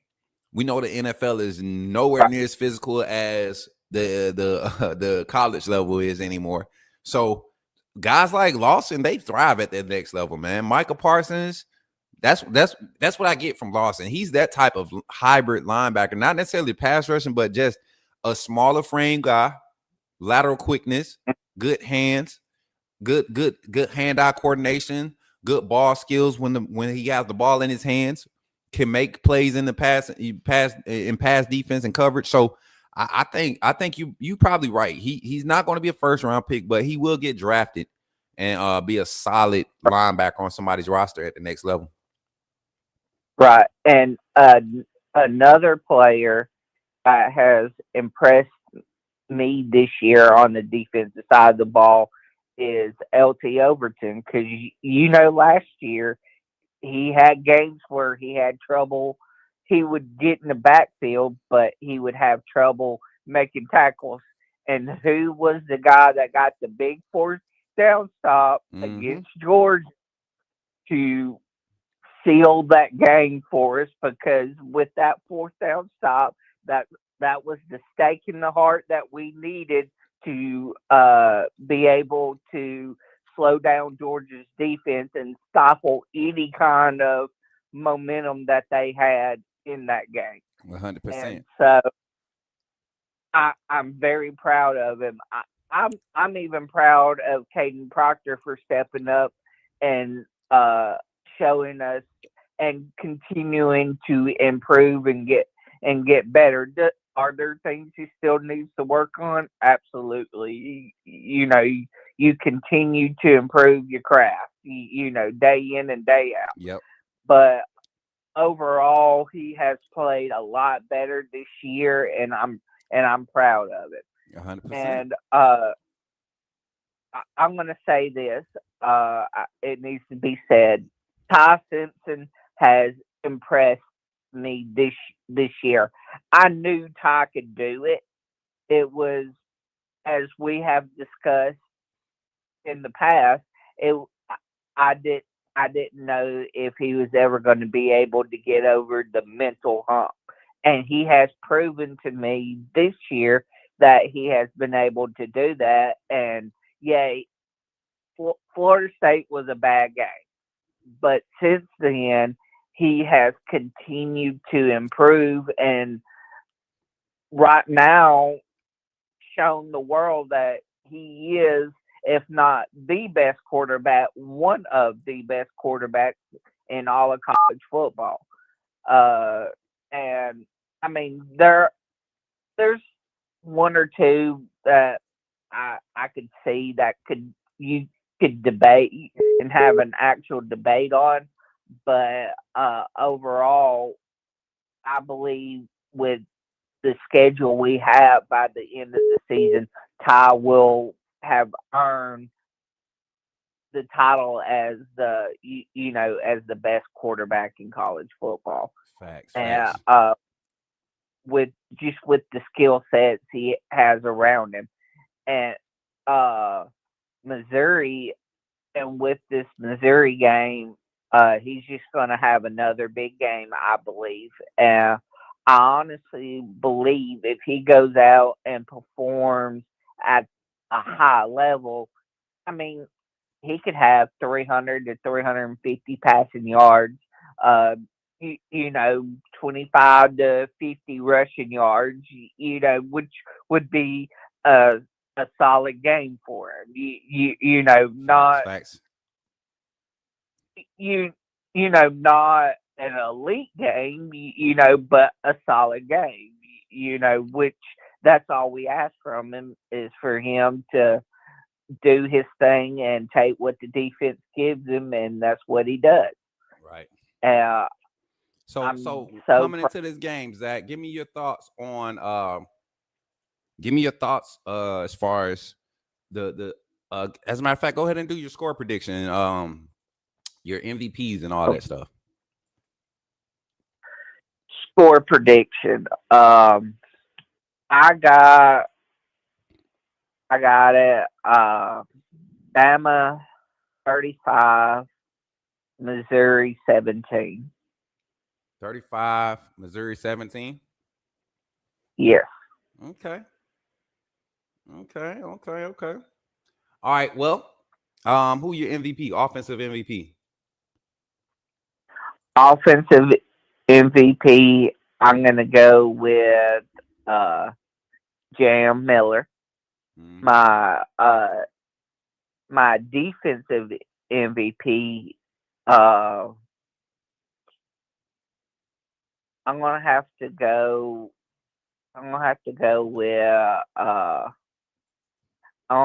with LT Overton. Okay. Because I think he's gonna have a big game, because especially coming off the edge, it's gonna, with the way that they run their run game.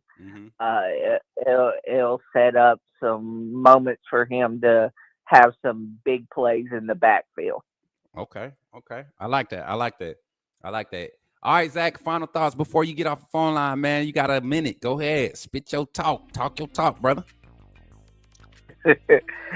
Missouri, I hope you're ready for Alabama, because we come into your trap to take over your trap. Oh, snap. Like we did. I like that, Zach. I like that, man. Y'all better watch out. I don't care if it's Missouri, a McFlurry. Give me Bama by 40. Zach, you a fool, man. Zach, you a fool. Hey, Zach, I'm gonna help you write it. I'm gonna help you come up with another one. You gotta have 3 different comparators. You gotta be like, I don't care if it's Missouri, McFlurry, something in the vote on the case with the jury. You know what I'm saying? You got to come up with something like that to get in that bug. Okay. That was fire, though. I like the energy. I like that energy, Zach. I'll work on it. For sure, Zach. Roll Tide, my guy. Appreciate you, man. When you see me in the streets, yes. All right, Zach. Roll Tide, man. Y'all give it up for Zach, man, jumping in on the phone lines today, man. Hey, that boy Zach said he don't care if it's Missouri, McFlurry. He got Bama by 40. I love it, man. I love it.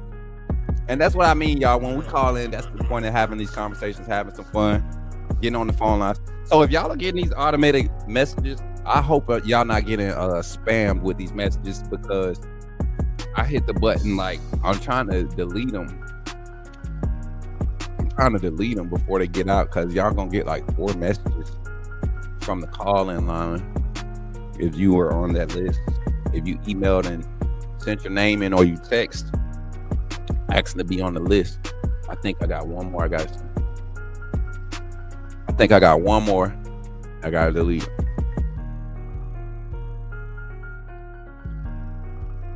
All right. I think that's all of them. Yeah, I think that's all of them. Let me see. One more? No, it's 3 more. Hold on, y'all. Give me 2 seconds to fix this, chat.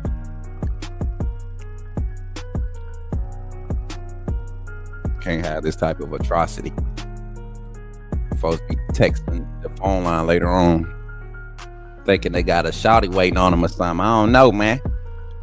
It's the world, man. This world is like that. Got another caller coming in. Let's see. Hopefully they not getting spammed. 229. Let's see who it is. Call from J-Roll. to accept, press 1. Yo, J-Ro, what's up, man? You in the gang? Talk to me, man. Hey, what's up, Smook? How you doing today, brother? Man, I'm good, bro. Ready for this game tomorrow, bro. I feel like it's gonna be one of them ones, bro. Hey, listen to me. I just want to say this, man. I had seen a lot of Missouri talk on the timeline talking about they gonna get us and they gonna upset them and all of this upset talk. But I'm gonna be honest with you, man. I feel like right now, and I think I said it like a couple weeks ago. I feel like right now we're in a better position as a team. I feel like we're playing better each week. I see guys like Justin Jefferson stepping up. Somebody pushed the narrative. I thought it was pretty fire, but it was like they think the defense is as good as Justin Jefferson is.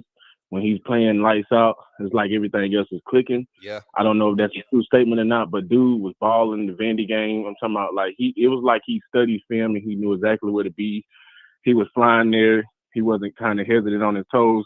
Young Zapier, he's in his bag right now, bro. He's coming in for Quay Russaw, and it's like we ain't even missed a beat in the absence of the guys that are not playing right now. So it's like, I mean, that run game, bro, we held Vandy to 14 yards the rest of the whole second half. So, I mean, I'm going to be honest with you, bro. I think this game going to get out of reach really, really early.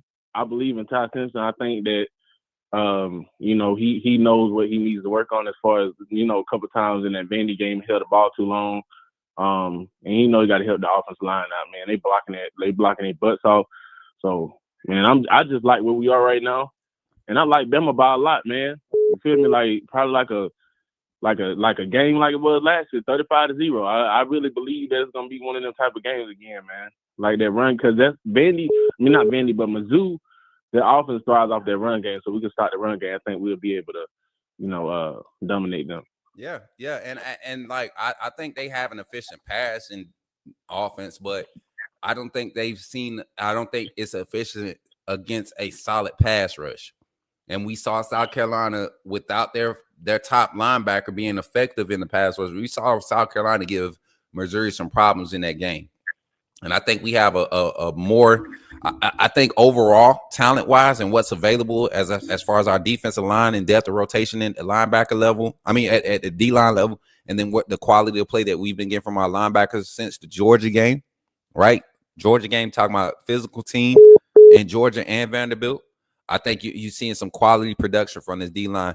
Can I get a final score prediction? Give me an offensive and defensive MVP for this game. I say 45-0. Offensive MVP, I'm going to go with Isaiah Horton. I think it's time. I seen little spurts of him in the Vandy game. I think this Mizzou game going to be the game he gets off in. I think defensive MVP, I want to go with Young Zapier. I think he's going to ball this game. I feel like he's flipping the switch at the right time. You know what I'm saying? It's like he's just playing with a lot of confidence. And I'm going to go Young Zay defensive MVP. I'm going to go with Isaiah Horton offensive MVP. For sure. All right, man, final thoughts before you get out of here, brother. We're going to open this phone line back up. Appreciate you for calling in and tapping in, man. If y'all don't know who that is, man, this is J-Roll. He one of the guys on the Coach Smook Network recruiting inside the staff. We got him doing some recruiting stuff. We getting heavy this offseason, y'all, for y'all to cover our recruiting takes and all that good stuff. So appreciate you for tapping in. Final thoughts, bro. Hey, man, listen, man, like I say all the time, man, every time I come on here, man, y'all continue to tap in with my boy Smook. Real authentic information about Bama football. You know what I'm saying? If you want to know the truth, he's going to give it to you raw. He ain't going to cut no corners. He's going to give it to you like it is, man. Last thing, man, roll tide to all the Bama fans out there in Mizzou. We coming to your house. You feel me? We not playing no games. We got Slime Simpson back there. You feel me? You know what he's gonna do, man. He finna slice that defense. So you feel me? Hey man, y'all be safe. Enjoy y'all beautiful Friday, man. Roll Tide, roll, brother. Roll Tide, my guy. Appreciate you for calling in. Y'all give it up for my guy J Roll, man. I know y'all seen my face. I ain't giving nobody nothing raw. We protected. All right, y'all. Our favorite caller is calling in. Check it out. Call from. Jay the Diesel Freak from Madison County, Ohio. To accept, press 1. To send a voicemail, press 2. Yo, Caden, what's up, man? You in the game? Coach Smook, talk to me, bro. Coach Smook, good morning, buddy. How are you? I heard you talking trash over there last night. What you got to say today?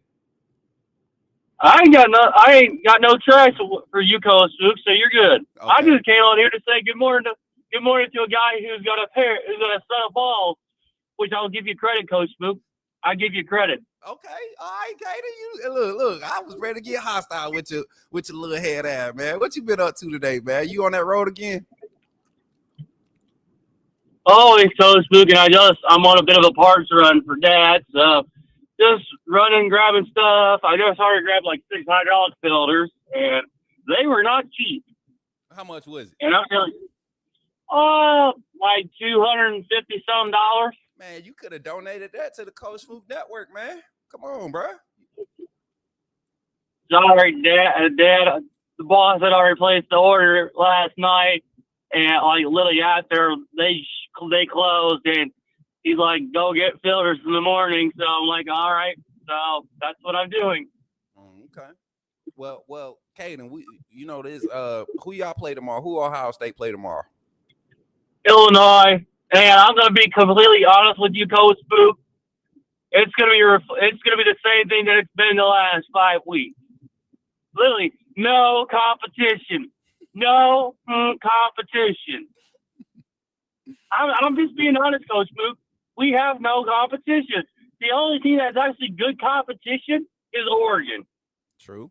I'd rather play like Iowa State, BYU, Texas Tech, Miami. Come on, please, somebody step up, please. I am begging somebody to step up. Caden, you or something else? Hey, I'm being honest, Coach Mook. I'm not sugarcoating shit. Nah, you're not. You're something else because we were kind of in a debate in the chat, and we were trying to tell you that Ohio State ain't played nobody. Man, and you didn't want to give us that one, but I appreciate you for your honesty. You know what, Caden? I think when you tap into these Coach Smook Network airwaves, it's a sensible spirit that comes over your mind, and you start to talk a little bit better, man. You start to say some stuff that actually makes sense, and you absolutely right. And honestly, man, if Ohio State does the same thing against Oregon like they did last year, right? In the season, do you think they come out of this? Do you think they come out of that loss this season with Julian Sayin and the younger team that they have in some spots? Do you think they come out of it and produce and make a turnaround like they did last season? And you're specifically saying against if we were to play Oregon this year, and then we lose. Illinois, they had one bad game. They've had one off game. They've looked like a solid team. They're coming in. I don't think they have any major injuries right now. And I don't think this is a game that y'all necessarily have to worry about. But if you sleep on it, Illinois will take y'all into the fourth quarter. And I think Julian Sayin, as great as he's playing against this bad competition, a team like Illinois with a solid defense will be able to do some things that might give them an opportunity to be in this game in the fourth quarter. No, I completely understand where you're coming from, Coach Luke, and I ain't going to disagree with you. On the other hand, Ohio State could play out of their minds like they have for like the last couple of weeks and then absolutely beat the brakes off of them.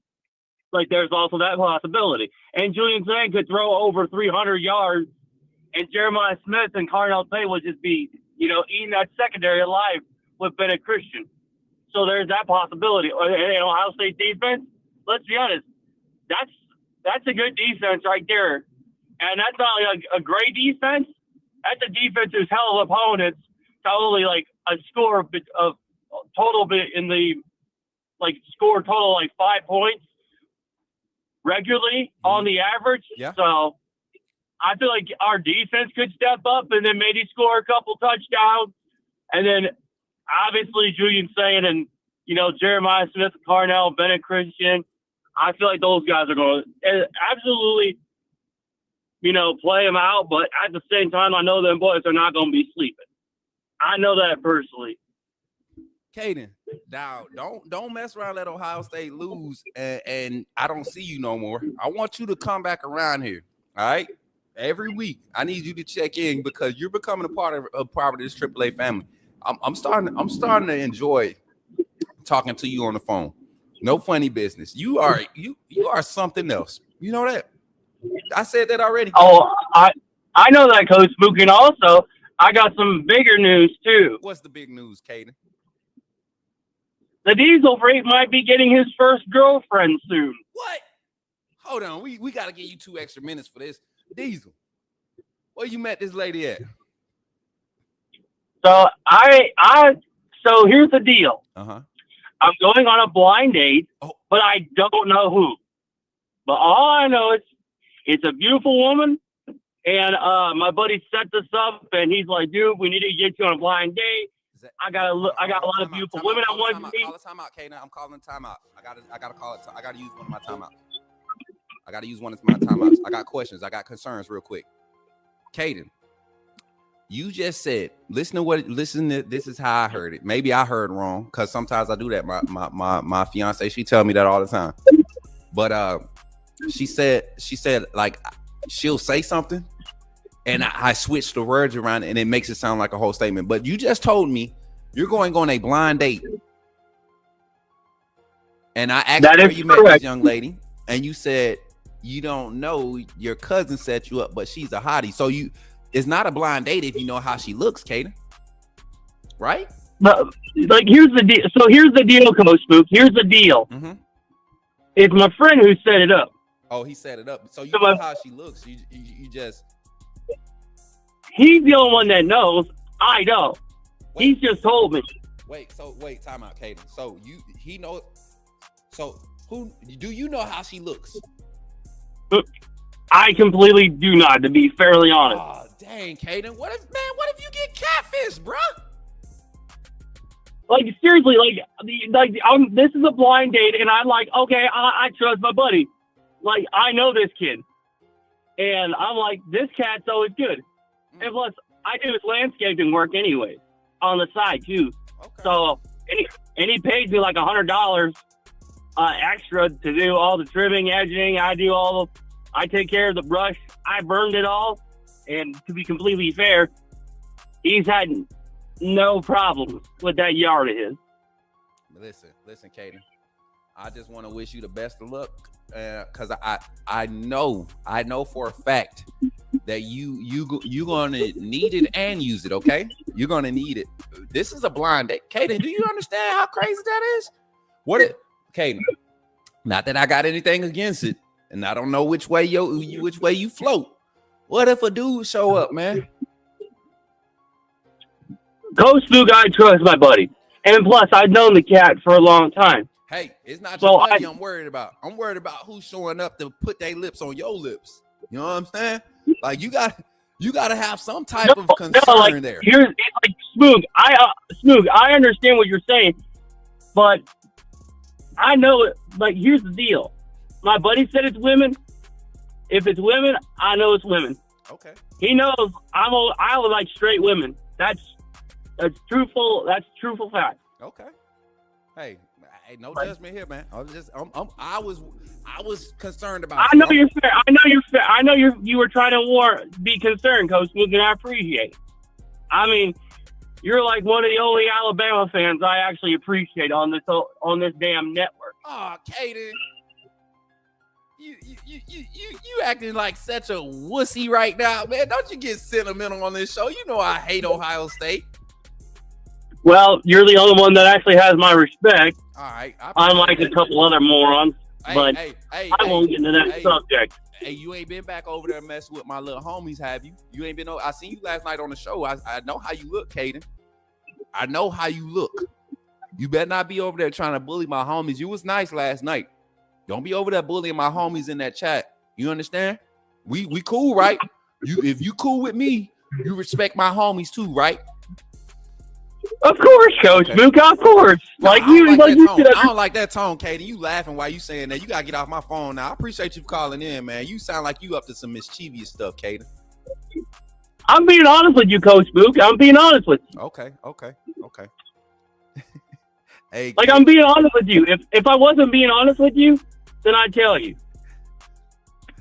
Oh man. All right, man. Katie, anything else, man? I gotta get the phone lines back on. We gotta get back to football talk. Well, I'll tell you this. Good luck to Alabama against Missouri, and I want to give a big roll, Buckeyes roll. Man, get out, man. Don't you ever do that again on my show. Bye, Kaden. Y'all give it up for Kaden, man. Kaden funny as a mug, bro. He gonna that roll, Buckeyes roll. Hell no. As a matter of fact, I would call Ebony Carter, man. I would call her just to pick at her, but they're gonna get another win this weekend. Unless Illinois does what college football has been doing to us all season, surprising us. There is no guaranteed wins in college football right now. If you're a Power 5 school and you have a transfer quarterback, you might be one of the most dangerous teams in college football right now. That's what college football is showing us. Quarterbacks are college football right now. Caden sound hysterical. No, he not. Caden cool, man. Ohio State fan. That's why he confused on what they play. Caden is my dude, man. I'm telling you. Listen, I know I'm real harsh with Caden on the line, but that's just our relationship, man. That's our relationship. Kind of like me and Darius. 205. Let's see who it is. Call from Melvin Anderson. Yo, Melvin. You're in the game with Coach Smook. Talk to me, man. Y'all give it up for Melvin in the chat, y'all. What's up, Coach Smook? Put me in the game, man. What's going on, man? Melvin, you in the motherfucking game, man. You hear me? Melvin, if anybody go get in the game, Melvin getting in the motherfucking game, man. All right, Coach Smook. What's up, man? Talk to me, man. How you doing, man? I'm good, man. Glad to hear your voice again. Thank you for calling in. What's your thoughts on this Alabama-Missouri game? Talk to me, man. Oh, man. I am not called during Missouri. I called during the mystery game, you know what I'm saying? Because it's going to be a mystery. We will whoop that ass this Saturday. Yes, sir. I'm feeling that. What's your score, man? Well, my score this year is 41-20. 41-20? Yeah. All right. You know what? I'm gonna give you a siren, Melvin. I think you got a siren once before on this show. You know when you get a siren, it's one or two things, it's good or bad. This is a good siren. One, because the live game simulation, the practice live game sim that I did just to get my fingers warmed up and get used to, possibly what I might have to see on the game compared to what's in real life, realistically. 41-20 was the final score. Yeah, it's a fine score. You see my live game simulations when I do the NCAA. Oh yeah. I've seen it. Simulation was 41-20. Yes. The fact that you said that sent chills down my back because everybody knows how the live game sims have been very similar to how the game, not necessarily like plays happening, but the game, the mode of the games. Every game that we've done a live game simulation for, the mode of the game has looked like that. Even the first game against Florida State, I was scared to repost it because in that game we only won in the live game. We only won by 3, and we missed so many tackles. And then that Saturday, we wake up when we watch that game later that evening, and what's our problem? No effort. We had the most missed tackles under Coach Kalen DeBoer's tenure since he's been there in that game. And I almost didn't want to do live game sims no more. But then we turn around the next week, I do ULM, and we've been doing it. And the games have been very similar. So for you to say that score, Melvin, that kind of sent chills down my back. I might have to change my final score prediction. For real, so man. What your score prediction was, man, Coach Smook? My score prediction was 38-13. Oh, okay. Yeah, it's kind of close. It was kind of close. You kind of close to the 40s. Yeah, I mean, and I my overall projection, like to keep people from being like, you don't know what you're talking about because I didn't predict an exact score. Right? Yeah. I think my overall projection is 3 possession victory. Like I think Alabama will win by 3 possessions. It may not be 21 points, it may be 18. You know, that's what I feel like, but it'll be a decisive win, 3 possessions. If Missouri is going to make a comeback, it'll have to be some type of miraculous 50-50, winning the 50-50 ball for the last quarter and a half type of deal, getting us off balance. But I don't see that happening with the way that both sides of the ball are playing for Alabama. So 41-20 is your score prediction. Who your offensive MVP? My offensive MVP, I say Ty Simpson, man. I got him as my MVP, man. Okay, the quarterback, man, because he looking good, man. I can't stop, man. He looking good. Oh yeah, he looking good, man. Heisman type stuff, right? And to the viewer that came in before the season and said Heisman will win, Ty will win the Heisman. If he wins that Heisman, man, you're absolutely. I told y'all I didn't feel like he would have Heisman type numbers. I knew we had Jam Miller in the backfield before he got injured. A lot of these conversations were before Jam Miller got injured. I just knew for a fact Kalen DeBoer and his staff had a realistic plan to utilize Jam Miller in that rotation of running backs. Had to rely on Ty early. You saw how that showed up week 1. It caused him to go up, and now he's really like the catalyst for the offense. But Jam Miller's return has not gone unnoticed.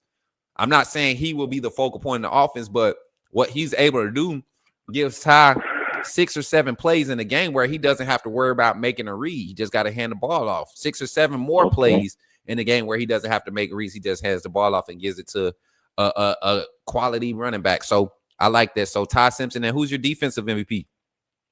Let me see. I say Jalen, man. I say Jalen. Who that? Jalen Miller. No, I'm talking about defense. Oh, defense. Dang, what that young man name? Dang, what his name? Can't catch football running the world. Man, I forgot that young man name. You said what now?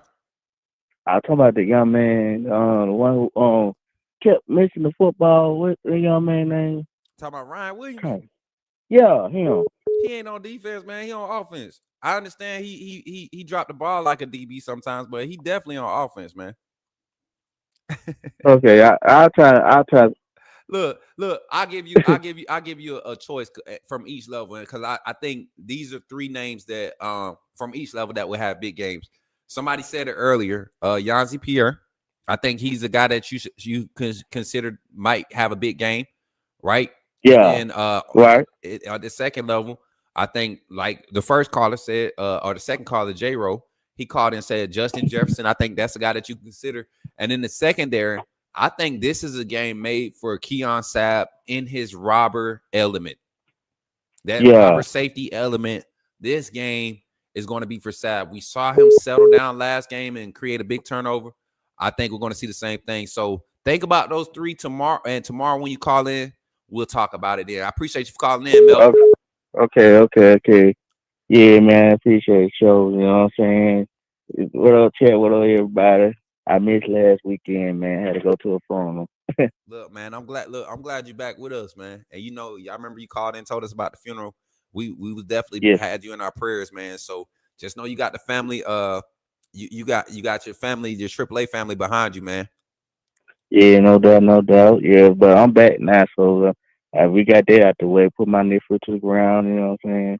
Now he in a better place. So hey, you know. Let's do it, man. Hey, keep it up, man. Keep your chin up. Keep your head up. Heart towards God, and he gonna make it all happen. I appreciate you for calling in, though, Melvin. We got to get to the other phone calls, brother.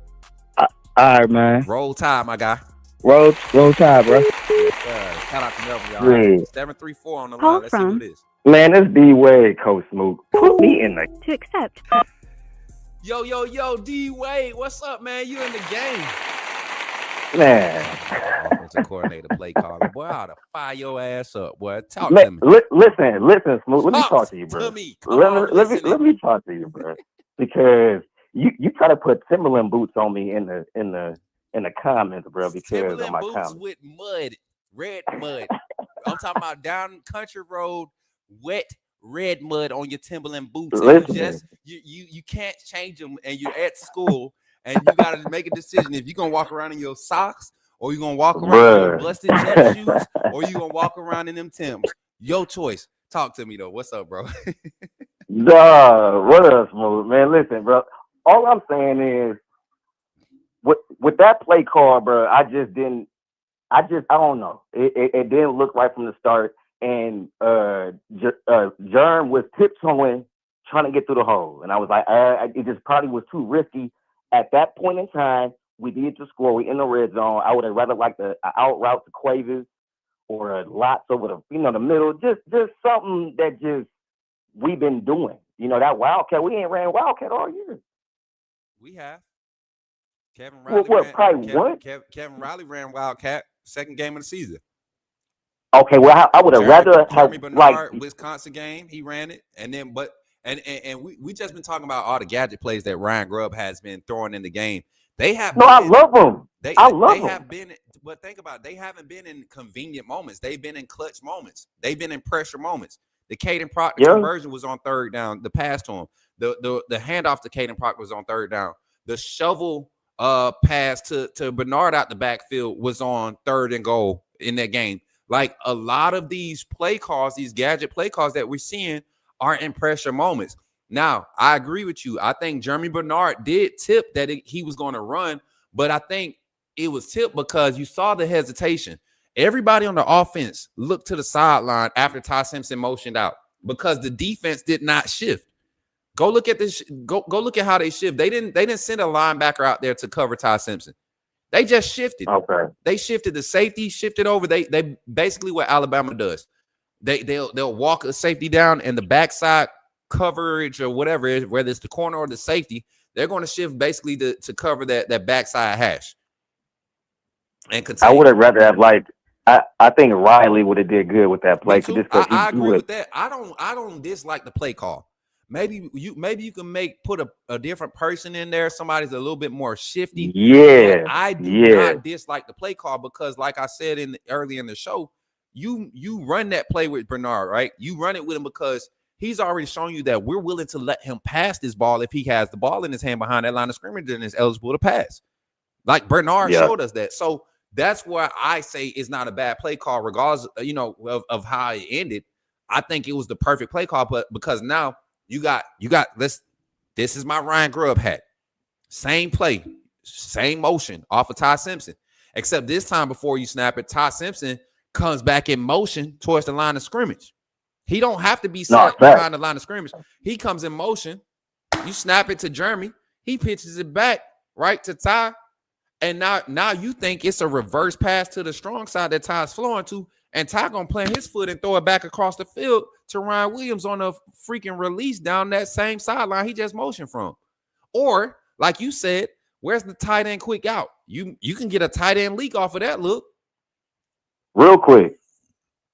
And listen, I love what Grubb is doing because under Saban, we didn't have this trickery. We didn't have gadgets. We had pro style shotgun, and it was real, vanilla, but it worked because it was Bama, and we was always stronger than everybody. But now everything is spread out, and I love what Grubb is doing. So I'm not saying he's a bad play caller by any. I just think sometimes we just need to just do what's simple because it's so simple for Ty. It's so simple for Ty. Ty he gonna find a window. Facts. Anywhere. He gonna find a window anywhere, and he's throwing it with just with precision that we've been missing for 2 years. You know what I'm saying? So it's just a breath of fresh air. I ain't gotta clutch my stomach and hold my shit every time we snap the ball. You know what I'm saying? It just feel good. It feel real good, man. I'm gonna get my I put this stat out there, and I don't mean to cut you off. We run it. We're pushing time, but look at that stat out there, man. That I was able to find. When Ty has 3 seconds or more. And you're talking about an offense that's giving them average of 3.8 seconds per yeah, man, it's deadly. 91% on your 3-second drops. That's crazy. That means like out of the, let's say what we're 5 games here. Let's say Ty is averaging 60. He's averaging like 30 pass attempts right now a game, right at 30. So in 5 games, that's what's 150 snaps. Ty has produced such a quality. The O-line has produced such quality protection for Ty. You can basically say that every 10 dropbacks for Ty right now, he's going to complete the pass 8 times, 7 to 8 times. That's man, and I'm so confident in looking that. at with Ty. Like you're going to win with that. I don't care if you have 0 run game. You're going to win with that type of efficiency and effectiveness in the protection in your pass game. You're going to win. Facts. And that's just the way our offense is moving this year, and I'm cool with that. We was run heavy last year. Well, not really run heavy, but we was quarterback driven with the run game. But now we're more pass efficient, and it's opening up the run game. So I think Jam going back over 100 this game, and I got my defensive MVP is Deontay Lawson. I think this game he has a good game, a real big game. I got into that. I know. Listen, I've been hard on Lawson. I'm nodding and smiling because I'm starting to see some things from Deontay the last 2 weeks. That if he showed up against Georgia. I don't care what nobody say. Deontay Lawson, he always do though. He always do. And that carried over into Vanderbilt. Deontay Lawson, if he was able to secure that tackle on that second shovel pass that scored for Vanderbilt, we beat Vanderbilt, 41-10. Or I think even that momentum right there changes the pace of play calling for Ryan Grubb. I think after that play, you force them into a field goal. You come out that next drive, just like you ended up having to do to close out the half. I think you come out the next drive, though, a lot more aggressive. You attack them. You try to seize them because that's what Ryan Grubb does. He feeds off of the momentum of the defense real man, good. Listen, he a maniac, man. Like Grubb, like he gonna go for it, and I love it, man. I love how testy we get on offense. I love going for it on 4th and 7. I'm like, what? Let's do it. Yeah, let's do it. 4th and 7. That's what I'm saying. Clutch situations, we like pressure that. situations. That's when you see Ryan Grubb really thrive. So right now, his play calling, it's hard for me to question it, even when it's a negative play or it doesn't, favor the flow of where we're going. I always feel confident. Like you said, I feel confident enough that unlike Sheridan in his first year of offensive play calling ever, right? Calling plays at this level ever, he has a plan B, a plan C, off of. I don't feel like we're ever stuck. Even against Florida State, I don't feel like our offense ever got stuck. I don't think I think we stopped ourselves. We missed scoring opportunities in that game and only lost by 2 possessions. So this staff right now, like you said, I don't question Ryan Grubb. I love what he's doing. And this game, I truly feel like this one gonna get out of hand for Missouri, man. And this ain't like the same feels I had going into the Vanderbilt game last year. We were so confident. They were a good team. They had explosive quarterback, but I don't think we were as confident in the defensive production going into that Vanderbilt game. This year, we had questions, but we started seeing signs. Now, after the Vanderbilt and Georgia game, I think the fan base is eager to see how we fare against Missouri. And I think for the most part, everybody's a lot more confident coming into this game. If we could bring that second half defense that we had versus Georgia and Vandy, especially versus Vandy, I think we held them to like 20 yards rushing or something like that. If we could bring that and fill those gaps from the secondary, we good. Like DeJuan Lee, man, I love what he's doing. I think Damani is gonna be better moving forward, but he's gotta be. It's all about consistency, man. That's really the main thing. With what I want to see. You know what I want to see. Wait, and this last thing, and I'm gonna get your score prediction. Then we're gonna transition to the end of the show. You know what I want to see in that secondary? Just because I saw DeJuan Lee playing so great on the boundary last game, like the young man played Florida State that game. I talked to DeJuan after the Florida State game. I said, I'm proud of you. You didn't quit. You didn't give up. You gave up that big play, but then made another big play later on in that game to get an offensive ball back, right? Stopping plays behind the line of scrimmage. Big body DB, not even fully grown into his frame yet, and he's really out there matching up with 4th year, 5th year guys and really holding his own. But I would love to see the combination of him and Damani on the boundary, and give me Cam Calhoun at that slot corner. Give me just give me. We've been waiting for him. I don't know what they're waiting on, and maybe because it hasn't been a team that really has, unlike Saban's era towards the end, it hasn't been a team that has been able to like kill us in the passing game over the middle of the field. Yeah. Not many teams try us over the middle of the field with Sab and Hubbard hovering. I know they get beat a lot and they don't run fit. Not necessarily get beat in pass coverage. You very rarely see that, but I know they can't run fit as great as we want them to. Starting off this season, they're getting better. But when it comes to that role, that Roman safety, that Robert technique, these guys are thriving at it. Bray Hubbard got 2 picks off of that technique in the Wisconsin game, I believe it was. He might get another one too this game. Oh, Bray Hubbard. I think he might get one. I think Justin Jefferson might have an opportunity. It's a lot of them passes, the intermediate concepts that they run. Kane Womack has a good job of disguising zone blitzes and getting them effectiveness. Give me a score prediction and we're gonna get out of here, man. Yes, sir. My score prediction, I've been going back and forth. I'm gonna keep it what I said earlier. I'm gonna just keep it. I said 42-17 Bama. 42-17 Bama. I like that. It's crazy because that three possession type of idea or mindset, I've been seeing it a lot amongst the confident fans in the fan base that aren't feeding into the rat poison of the rest of the people. No, they talking about Missouri D line is going to be disruptive. I say, yeah. Listen, we've seen Georgia, we've seen Vandy. I don't think Missouri is going to be anything that we ain't seen before. Bro. And Ty going to figure it out by mid first quarter. So I'm not worried. Have you not seen the confidence when our offense comes out the second drive? Last game was the first game we didn't score on the first drive this season. Right. And the reason we didn't score, it was third and no, as a matter of fact, was that 4th and some change? That was 4th and 2. When he went, no, it was a 4th down. That first interception tied through.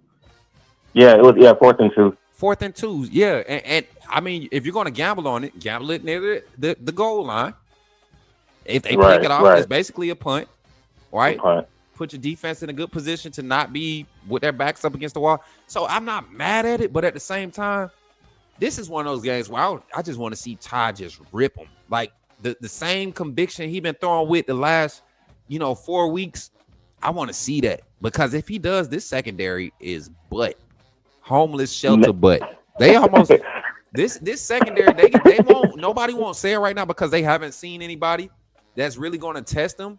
But if Lenore Sellers and that rack offensive line that South Carolina can throw for 300, what in the hell make y'all think Ty Simpson barbecue chicken? Come on, man. Barbecue chicken. I mean, like the kind of chicken when you pick it up with your hand, it's certain barbecue chicken. They grab it off the grill, lick the sauce off your finger. Plate, it stay together. Yeah. But some of that chicken, when you barbecue it the right way, the moment you get ready to start biting it, the moment your tooth touch the chicken, I was about to say the M word, but the moment your teeth touch the chicken, and that will start melting. We on air, Smoke. We on air, man. This is a family show, Wade. What are you talking about? hey, real quick, Smoke. Hey, bro, for real, man. Is Ryan playing? Do you think he's playing tomorrow? He gonna play. Him and Bach has some minor injuries, man. I think Ryan's thing right now is probably bruises. Ryan's body is changing. I don't think people realize, like, even though him and Bach boys, they were still a year apart. Like, Bach is a year older than Ryan Williams.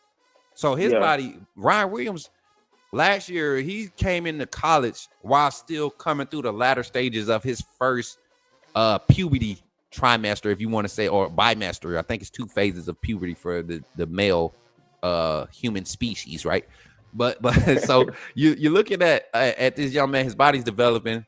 If y'all haven't noticed, even his running style is changing. He's a little bit clumsy with his footing right now. If y'all haven't noticed, he's not as explosive in the first 2 or 3 steps.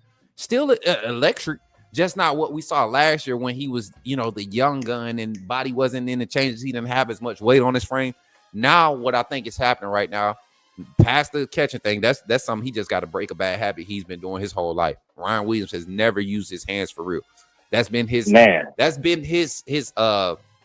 his one bad calling card, even do it through his recruiting, So, But other than that, man, the frame, everything, he's adjusting. I think Ryan, he will play. But I think this is just a setup to see Latsier Brooks a lot more. This is an opportunity Yes, for. sir. I think they want to let Ryan get 100% healthy, and they want to give Latsier Brooks some opportunities to be put in some of the similar situations that they've been putting Ryan in. So he and Rico Adams, they can Rico get out there Scott. and do their thing. Rico Scott too, man. Rico Scott is always listen. Rico Scott has not been targeted as much as he should have been. Go back to not ULM. Go back to Georgia. It might have been Georgia. Wisconsin. Wisconsin. We wore white against Georgia, right? Go watch the Georgia game. Go watch Georgia game. Go watch how many concepts. And I think Rico probably got like 17 snaps that game. Maybe got thrown into 7 or 8 pass patterns, pass concepts. Go look at how Rico Scott, his pacing and his routing. Every release looks similar, right? Same intention as if he's about to blow past you. His breakdown, chopping down the top of his routes is probably the best behind Bernard, Cole Adams. Those two are crazy good route runners. They always, Rico is a dude, man. And the crazy catch he made in that Georgia game where he got flipped in midair and held on to that ball. If that wasn't Henry Ruggs 2.0, I don't know. Man. But wait, I got number 11. Here, yes, Mary sir. J giving me the messages in the back, man. Roll Got Tide, you, my man. boy. Love, bro. So tight. Roll Tide, man. Appreciate you. Y'all, I hate when I have to do that, man, because we be having good conversation, but y'all know we trying to get to another level, man. And y'all know I love talking to y'all. That's why I encourage y'all to get on the calling line on the night shows. Y'all going crazy with these little sayings. Mary J, I hope you start these comments because they getting in. J Penny be going in. But with that being said, y'all, let me get to the comment section and we're gonna close the show out, man. Let's party real quick. Let's get back into the show and we're gonna get to our comments. I appreciate y'all for hanging out. Let's get ready to close this thing out, man. Let's go. Put me in a game, Coach Smook. Put me in a game, Coach Smook. Like, share, subscribe. You know we keep it live. Put me in a game, Coach Smook. Put me in a game, Coach Smook. Put me in a game, Coach Smook.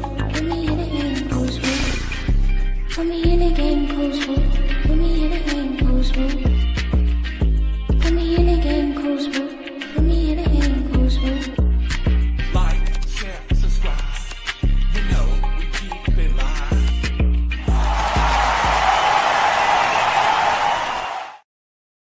Y'all, I don't know what happened with my with the stream just now, but I was gone. I wasn't even in the room. Mary J, did I leave? Did I teleport? Mary J, did I teleport? Did you see me teleport? I was out of here. Shout out to every reaction on Facebook real quick. Let me holler at everybody on Facebook. Henry Gill is my uncle. Appreciate you for tapping in. Jamel Benton. If that's Pee-wee, man, from Russell County, appreciate you, love, my boy. Appreciate you, man. And my guy Christian Ballard of Ballard Sports Media. Y'all know we have Ballard Sports Media call in on Saturdays. He does the pick'em show with him, with us on Saturday mornings. Listen, our Saturday morning show is going to kick off at 7:30 tomorrow morning, an early one. We got designated call-ins for that, and then we have an open call-in segment towards the end, 2-minute Talk Your Talk segment. That's when y'all call in, share your thoughts, talk your trash to whatever. We're gonna. I think I got a timer that I'm going to be able to put up here, so the fans can see when the timer goes off. So when I hang up on people, it's not me being rude. I'm sorry, and it's y'all gotta understand it's part of the show. Y'all are really contributing when you're talking, right? When you're saying what you got to say. But there's cases where we need to get more people on the line. Like my guy, I love trying to get everybody on. Antoine want to call in. Calling line is closed now, and it ain't y'all fault. It's my fault. I get to talking with y'all. I got to do better. So, but I appreciate y'all. Do not lose that fire to call in and support, man. I'm telling y'all, I enjoy it. I truly do. I don't get tired of it. If I could be efficient and stay on this for 4 hours and let everybody call in and we talk for however long we want to talk, I would. But we got a business to run, man, and y'all helping me run it. So let's just stay within our business operation hours. All right, I got some comments I want to get to. We got about 8 minutes. We got 8 minutes, Mary J. So I'm gonna get into some comments. I'm gonna work from the bottom up. Let's see. I saw my new friend, man, my sister My sister, I guess I could call her my sister because we definitely not far in age. We're not that far apart in age. But Cam Calhoun's mom popped in. Erica Calhoun, shout out to her, man. She been supporting, rocking with me since our first interaction when Cam Calhoun, when Cam came over in the portal. I reached out like I do, just trying to network with people in this camp to see who the young man was, and got to have a good conversation with her about who her son is, their upbringing, where they come from, what they do. Got to meet her for the first time in person at the Vanderbilt game, along with not just Cam's family. We met Prince. We got to see Prince Butler's family. He's a walk-on DB, and he was around a group of defensive back parents. I think Box mom was there. Box mom was there. Who else? Chuck McDonald, his pops and his brother, they were there. So it was good to see a lot of these people, man, and just continue to network. Must be nice to have an easy. Oh yeah, that was earlier. For Caden. Let's see. But Erica said, Coach, what are you most excited to see in tomorrow's game? Ah, man, more so, I think I'm excited to see if we can provide enough run game, right? Explosive run game to where we just demolish them in the passing attack. That's what I'm excited to see. And then on the defensive side, I'm curious. I'm not going to say excited. I'm curious. And it's funny you popped in while we were talking about it.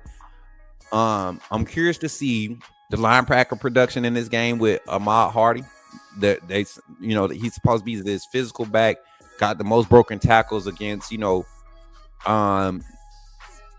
defenses ranked outside the top 100 in college football, and 1 in the top 100 in Kansas. And we know that those Kansas stats are padded. So I'm curious to see about that. I'm excited to see our defense show up against that. But I'm also curious to see if we see problems with maintaining your discipline and coverage, like we've seen from Deshaun Jones. We've seen a few spots from Xavier Brown. I'm interested to see if C9 gonna get an opportunity. I think it's more than time to give him an opportunity. And Dijon Lee, I can't say nothing bad about what Dijon Lee is doing as a true freshman. He is balling. He is balling. I don't think we see that deflection on that type of pass like we got from Dijon Lee. Saved the touchdown. Didn't get there early. Xavier Brown's touchdown deflection or pass breakup could have been called pass interference. And I'm just seeing a lot of with ZB. And y'all know I was real high on ZB with his performances last year. I'm just seeing a lot of uncharacteristic bad habits show up in his game this season. I don't know. Same with Damani Jackson. A lot of uncharacteristic bad habits showing up, and to see a freshman come out and be as productive as he is. Same thing with Red Morgan. I don't think people been paying attention. Red Morgan been playing some slot corner against these run heavy teams, and his effectiveness has been real good. He's been playing that Rover Husky type position, and it's been solid good. That slot corner. So I would love to see Cam in a game where we're going to need some solid coverage downfield, second and third phase coverage. Guy that can get underneath routes, a lot of those flats and hook curl concepts that you want a guy to be able to play multiple zones in. I think that's what I'm ready to see this game. I'm curious about that. My guy Chief says Lawson is the new Dylan Moses. Don't you do that. Lawson gonna be fine, man. He's actually showing up. Secondary is absolutely booty cheeks. Facts. Missouri secondary is they got a 26-year-old in Catalan. If y'all don't remember who Catalan was, that man was the freshman on the field when Malachi Moore and Brian Branch was on the field together as freshmen. Just think about that. Chat. Just think about that. So, what else? We in the comments still? I'm in the live comments now. Hey, goose egg for them guys. You think they're gonna get blown out like that? I wanted to spaz out for my spaz out for my defense coming out from that side of the ball when I played early 2000s. I feel the vibe coming from them guys. Oh, you did? Okay. You feel the vibe? Dang it. I wanted to call in real quick, maybe later. Yeah, you got it. You got it later. 7 p.m. tonight, Central Standard Time. The model I created leans heavily on opponent's strength of schedule to reduce inflated numbers. It's got Bama by 10. You're going to have to share that model with us. He's a huge kid / freshman. I can't wait to see them all develop and play at their best. Facts. Me too. Chief Face said that'd be crazy. Facts. And listen, if we could shut Missouri out again at home, but do it at home, I don't think Missouri is trash. I just don't think they as good as everybody else is trying to make them to be. Shout out to Pretty V for tapping in on TikTok too, baby girl. Appreciate you, Roll Tide. But I just don't think Missouri is as good as everybody's trying to make them to be. Nah, if you show up and shut my mouth, I'll accept that. But up until then, you have to show me. So that's where I'm at with it. Y'all got my final score prediction. I might have a change of heart. Now we about to close this thing out, man. I appreciate y'all for being here once again. I'm tired of y'all, man. TikTok, I appreciate y'all for being here too, man. Y'all really be acting up, man. Y'all really be big homie, man. I'm gonna need my TikTok mods to get some of these out of control AAA family members in check, man. I just got a DM. Y'all is a trip. I think we have the coaching staff responsible. We hold the coaching staff responsible for making adjustments as needed. Facts. And we said this last year about personnel with this staff. It was points and times, especially last year in the secondary. Once again, and I think last year, Coach Hisler had more control of rotation in the secondary. And this year, Coach Mo Linguist has the full secondary, him and Coach Jones. And I think Coach Mo deals more with the cornerbacks and Jones deals with the safeties, but they're all housed in the same type of work group. I think they divided by, right half, left, right hash, left hash, position wise and warm up. And this weekend in practice, I've had visual confirmation from multiple sources that we saw a heavy dose of Cam Calhoun early in those 11s, not against Austin Mack and that second group or the scout team defense going against first team. This is first team defense, against a lot of the scout pass concepts. They said Cam Calhoun, Dijon Lee, Chuck McDonald, Ivan Taylor, all these guys were kind of rotating. Bray Hubbard, I don't know. I don't know what the deal is with Hubbard this week, but we're seeing him coaching a lot from the side on the sidelines, in between his reps, right? Same thing with Damani Jackson. So maybe we're getting to a phase of the season where they're seeing what they're getting from their 1s and their 1As, right? 1A, 1B personnel, and you're starting to see some things turn over in practice for guys that's sitting behind those guys not getting those opportunities. And hopefully that's the case for Cam. Hopefully that's the case for Drake Kirkpatrick, because with his reps, he's been impactful. And I'm just talking about the secondary guys. Even Mincy, I feel like Mincy got punished for game 1. He's been limited since the Florida State game, where that was his first real action. And nobody on the defense played a good game that night. I mean, that game. So I would love to see the rotation, that same next man up mentality that we're seeing on the offensive line and on the D line and in the wide receiver room and the tight end room with the I said offensive line with the running backs, right? Probably won't see as much with the running backs. I think we need to see that with the secondary. You got Red Morgan rotating in. You got Deshaun Jones out there getting burnt on every 3 out of 5 reps. He out of phase. I just want to see an opportunity for a young game that I was very excited coming in. I don't understand where I'm lost at is we went to the portal because we didn't have depth, and we got the number 3 ranked corner out of the portal. Maybe he's not understanding everything in the playbook to the T, right?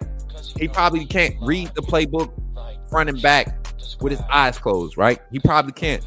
But I guarantee you, Cam Calhoun, there are very few receivers one-on-one that want to deal with Cam Calhoun in the country right now. Very few. I can name probably 5 for sure that can really call him out and really maybe they go back and forth. They might have the advantage because of size. But there are very few DBs, especially working out the slot. I mean, very few wide receivers that want to see number 9 across the field from them in the slot. And I don't know if Kane Womack doesn't trust safety play over top fully. to really put those man corner type guys that we have, them block corner guys, skill sets that we have. I don't know if he doesn't trust it completely over top for their support or their over the top help to run it. But you got Dejon Lee, you got Damani Jackson, you got Jaden Brown, you got Cam Calhoun, you got I ain't gonna say his name because he's not really a solid man corner guy. You got Chuck McDonald in that room. I'm talking about guys that you turn on the film, you be like, okay, they can lock a dude down. For underneath concepts working out the slide. I mean, I love Red Morgan working underneath. And I ain't gonna lie, Red Morgan, he looked kind of quick the last few games. He looked kind of speedy, like it stretch out a little bit. So yeah. Okay. Look, I try and do a little something, make everybody smile. You know what I mean? I just try to make a little, I like to make my people. Anyway, Derek says I'm on lunch break now. Georgia football in the chat. Family, what up? What's up, family? What's up, y'all? What Georgia football in our chat for? Y'all ain't had enough? You want another whooping? Darius? Yeah, Jay Penny said, bump you, Darius. Jay Penny been on one this morning. All right, chat, we got to get up out of here. We coming up on the 2.5 hour mark. This is exactly where we need to be. Listen, don't forget to continue to support, like, share, and subscribe to the YouTube channel. If you're following me on TikTok, make sure you continue to tap the screen, but also come over to YouTube and subscribe. If you're following me on any other platform, Twitch, Kick, Twitter, Facebook, come to YouTube, type in Coach Smook. We are cool enough right now. We have done enough grind, right, that you don't have to type in. You don't have to type in Coach Smook Network anymore. You don't even have to type in Coach Smook, SMOOK. Right now, if you go and search Coach SM, I'm gonna be one of the first few options that pop up. You know what I'm saying? That's y'all don't understand. See, maybe y'all don't understand it.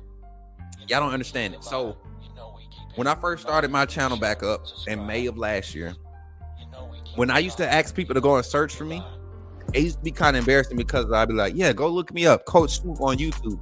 And they used to go and type in Coach Smook on YouTube, and you know what would happen? My junk wouldn't even pop up. It wouldn't even pop up. Now stuff with my name on it would pop up, but my channel would not pop up. They would have to scroll. They would have to scroll to find me, right? Now, type in Coach SM. As a matter of fact, when y'all get off of here, and if y'all listening, please do this for me. I'm gonna make a short out of it. I'm gonna give you a shout out. I love doing stuff like this, anyways. But once you get out of here, only if you remember your password. Don't blame me for messing up your password. But if you remember your Google account password, log out. Clear, and it's gonna clear your browser history for YouTube, and then do exactly what I just said. Go type in Coach S. And then see if I come up in that first little options to select, the options to select. If I don't come up, type in M. I should pop up in. And if that's the case, screenshot it. Just screenshot when I pop up on your search engine on YouTube. And send it to, or either drop it in the locker room in Discord, or send it to CoachSmookNetwork@gmail.com. Again, that's CoachSmookNetwork@gmail.com. Again, shout out to our sponsors. Thank you for everybody that's supporting the Coach Smook Network, both on the front end of things and on the back end of things. We thank God that we're covered on both ends, and we're legitimizing this brand. As we continue to grow, we have to legitimize it at each level so that we can stay in correct order and how we operate as a real business. So I appreciate y'all for that. All the sponsors. Shout out to Yon Apparel, man. That's my guy. We got some new stuff dropping with Yon Apparel. If y'all haven't went and checked out Yon Apparel, I need to go check it out now. Again, if you want to donate, man, we got super chats in the chat. My moderators can tell you how to do super chats.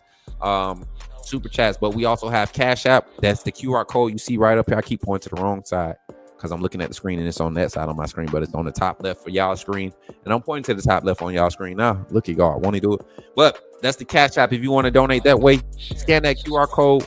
We greatly appreciate every donation. You can get added to the donation banner, the sponsor banner for the show. Anytime you donate to this show, it doesn't matter what it is. It could be $1, $4. You are considered a sponsor. You're helping this channel grow, because everything that's donated to the Cash App, to the Venmo, the PayPal, the network, all the stuff for the network is for the network. We utilize it to provide content on site, off site, random stuff. We use it. We always got to find some new piece of electronic equipment to help us do our productions when we out, and those contributions help us do that and produce the quality of interactions that you get to see. So that's the Cash App, and then the PayPal is on the screen now. If you're using PayPal, remember, if you don't want to pay that little fee, send it as a gift. They still allow that. Send it as a gift. It doesn't charge you no fee when it's a gift. I appreciate that. I know somebody said it. They felt bad because they sent a donation, and they was like, man, I know it's gonna take the fee. I'll send another. No, don't do that. Don't do that. It is not that serious. What you sent is good enough. Somebody gonna get it somewhere else anyways, right? Somebody else gonna get it somewhere else anyway. So I appreciate it. And then our merch, man. We got the brand new merch. We got the new link out there. The QR code is there. Once again, you scan that, you can go check out our merch. If you have not checked out our merch, you're missing out. Get you some Coach Smook Network and AAA family merch, and represent the brand, represent the family, represent heavy, hard, how we do, how we move, authenticity above all, family, authenticity above all. And then lastly, man, today at 2 p.m. Central Standard Time, I will be going live. I'll be going live at 2 p.m. Central Standard Time with our live game simulation. Again, we are going to be doing the Alabama versus Missouri live game simulation. That's going to be a vibe. Y'all know how we do when we get in those settings. Y'all come in, be a crowd today, be fans today, bring some energy to the chat. I didn't get to do much clippings from the actual live because we didn't have any people really chatting. Everybody was so locked into the game and watching the game. We had 30-some people in here chatting with 12 chat rate. Unlike we do right now. Like right now, we got we had on YouTube, we had 48, and we had a chat rate of like 20, 24, 26, something like that at some point. So that's good. That means a lot of people are in here and they're talking. A lot of people are watching and or listening and can't type because they at work, and so they listen to it. So I appreciate each and every one of y'all for supporting your boy and checking us out today. Again, 2 p.m. Central Standard Time, we'll be back live for our live game simulation, and then 7 p.m. Central Standard Time, we'll be live for our second call-in show. And this evening, we'll be discussing top 5 matchups from for this upcoming weekend's games. And I'm excited because one, the SEC is full of big matchups, and I'm talking about matchups that's really going to be on some junk. Like if you lose this, you might have messed your chances up for to be in the college football playoff. This right here is setting the tone for Alabama's path to the SEC championship. This is our second conference game.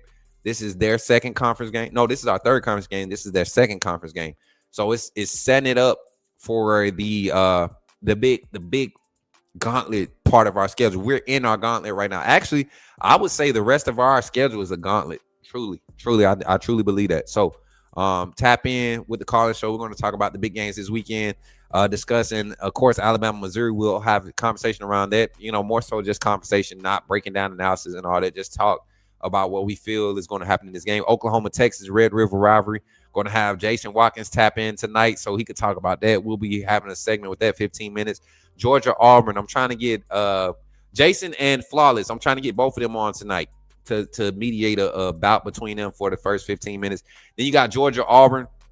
We're going to try to get Ebony in, E the Goddess. We're going to get her in.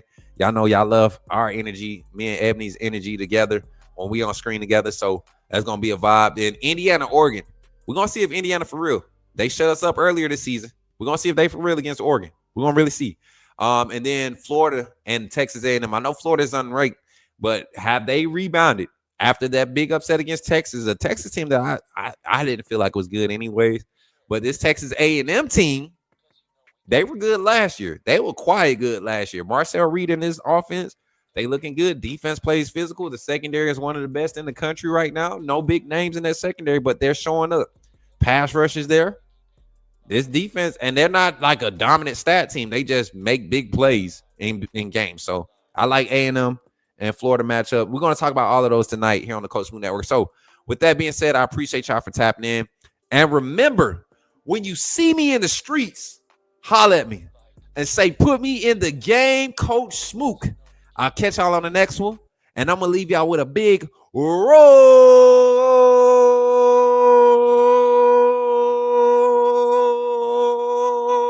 Tide roll. Shout out to the AAA family and SOS, baby. Y'all be easy, man. Put me in the game, Coach Smook. Put me in the game, Coach Smook. Like, share, subscribe. You know we keep it live. Put me in a game, Coach Smook. Put me in a game, Coach Smook. Put me in a game, Coach Smook. Put me in a game, Coach Smook. Put me in a game, Coach Smook. Put me in a game, Coach Smook. Put me in a game, Coach Smook. Put me in a game, Coach Smook.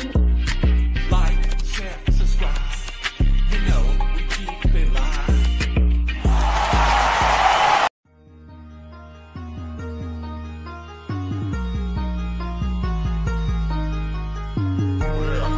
Better go subscribe. You do roll with the tide. I'm down in the gun with Coach Smook. Through the game, roll, God, roll,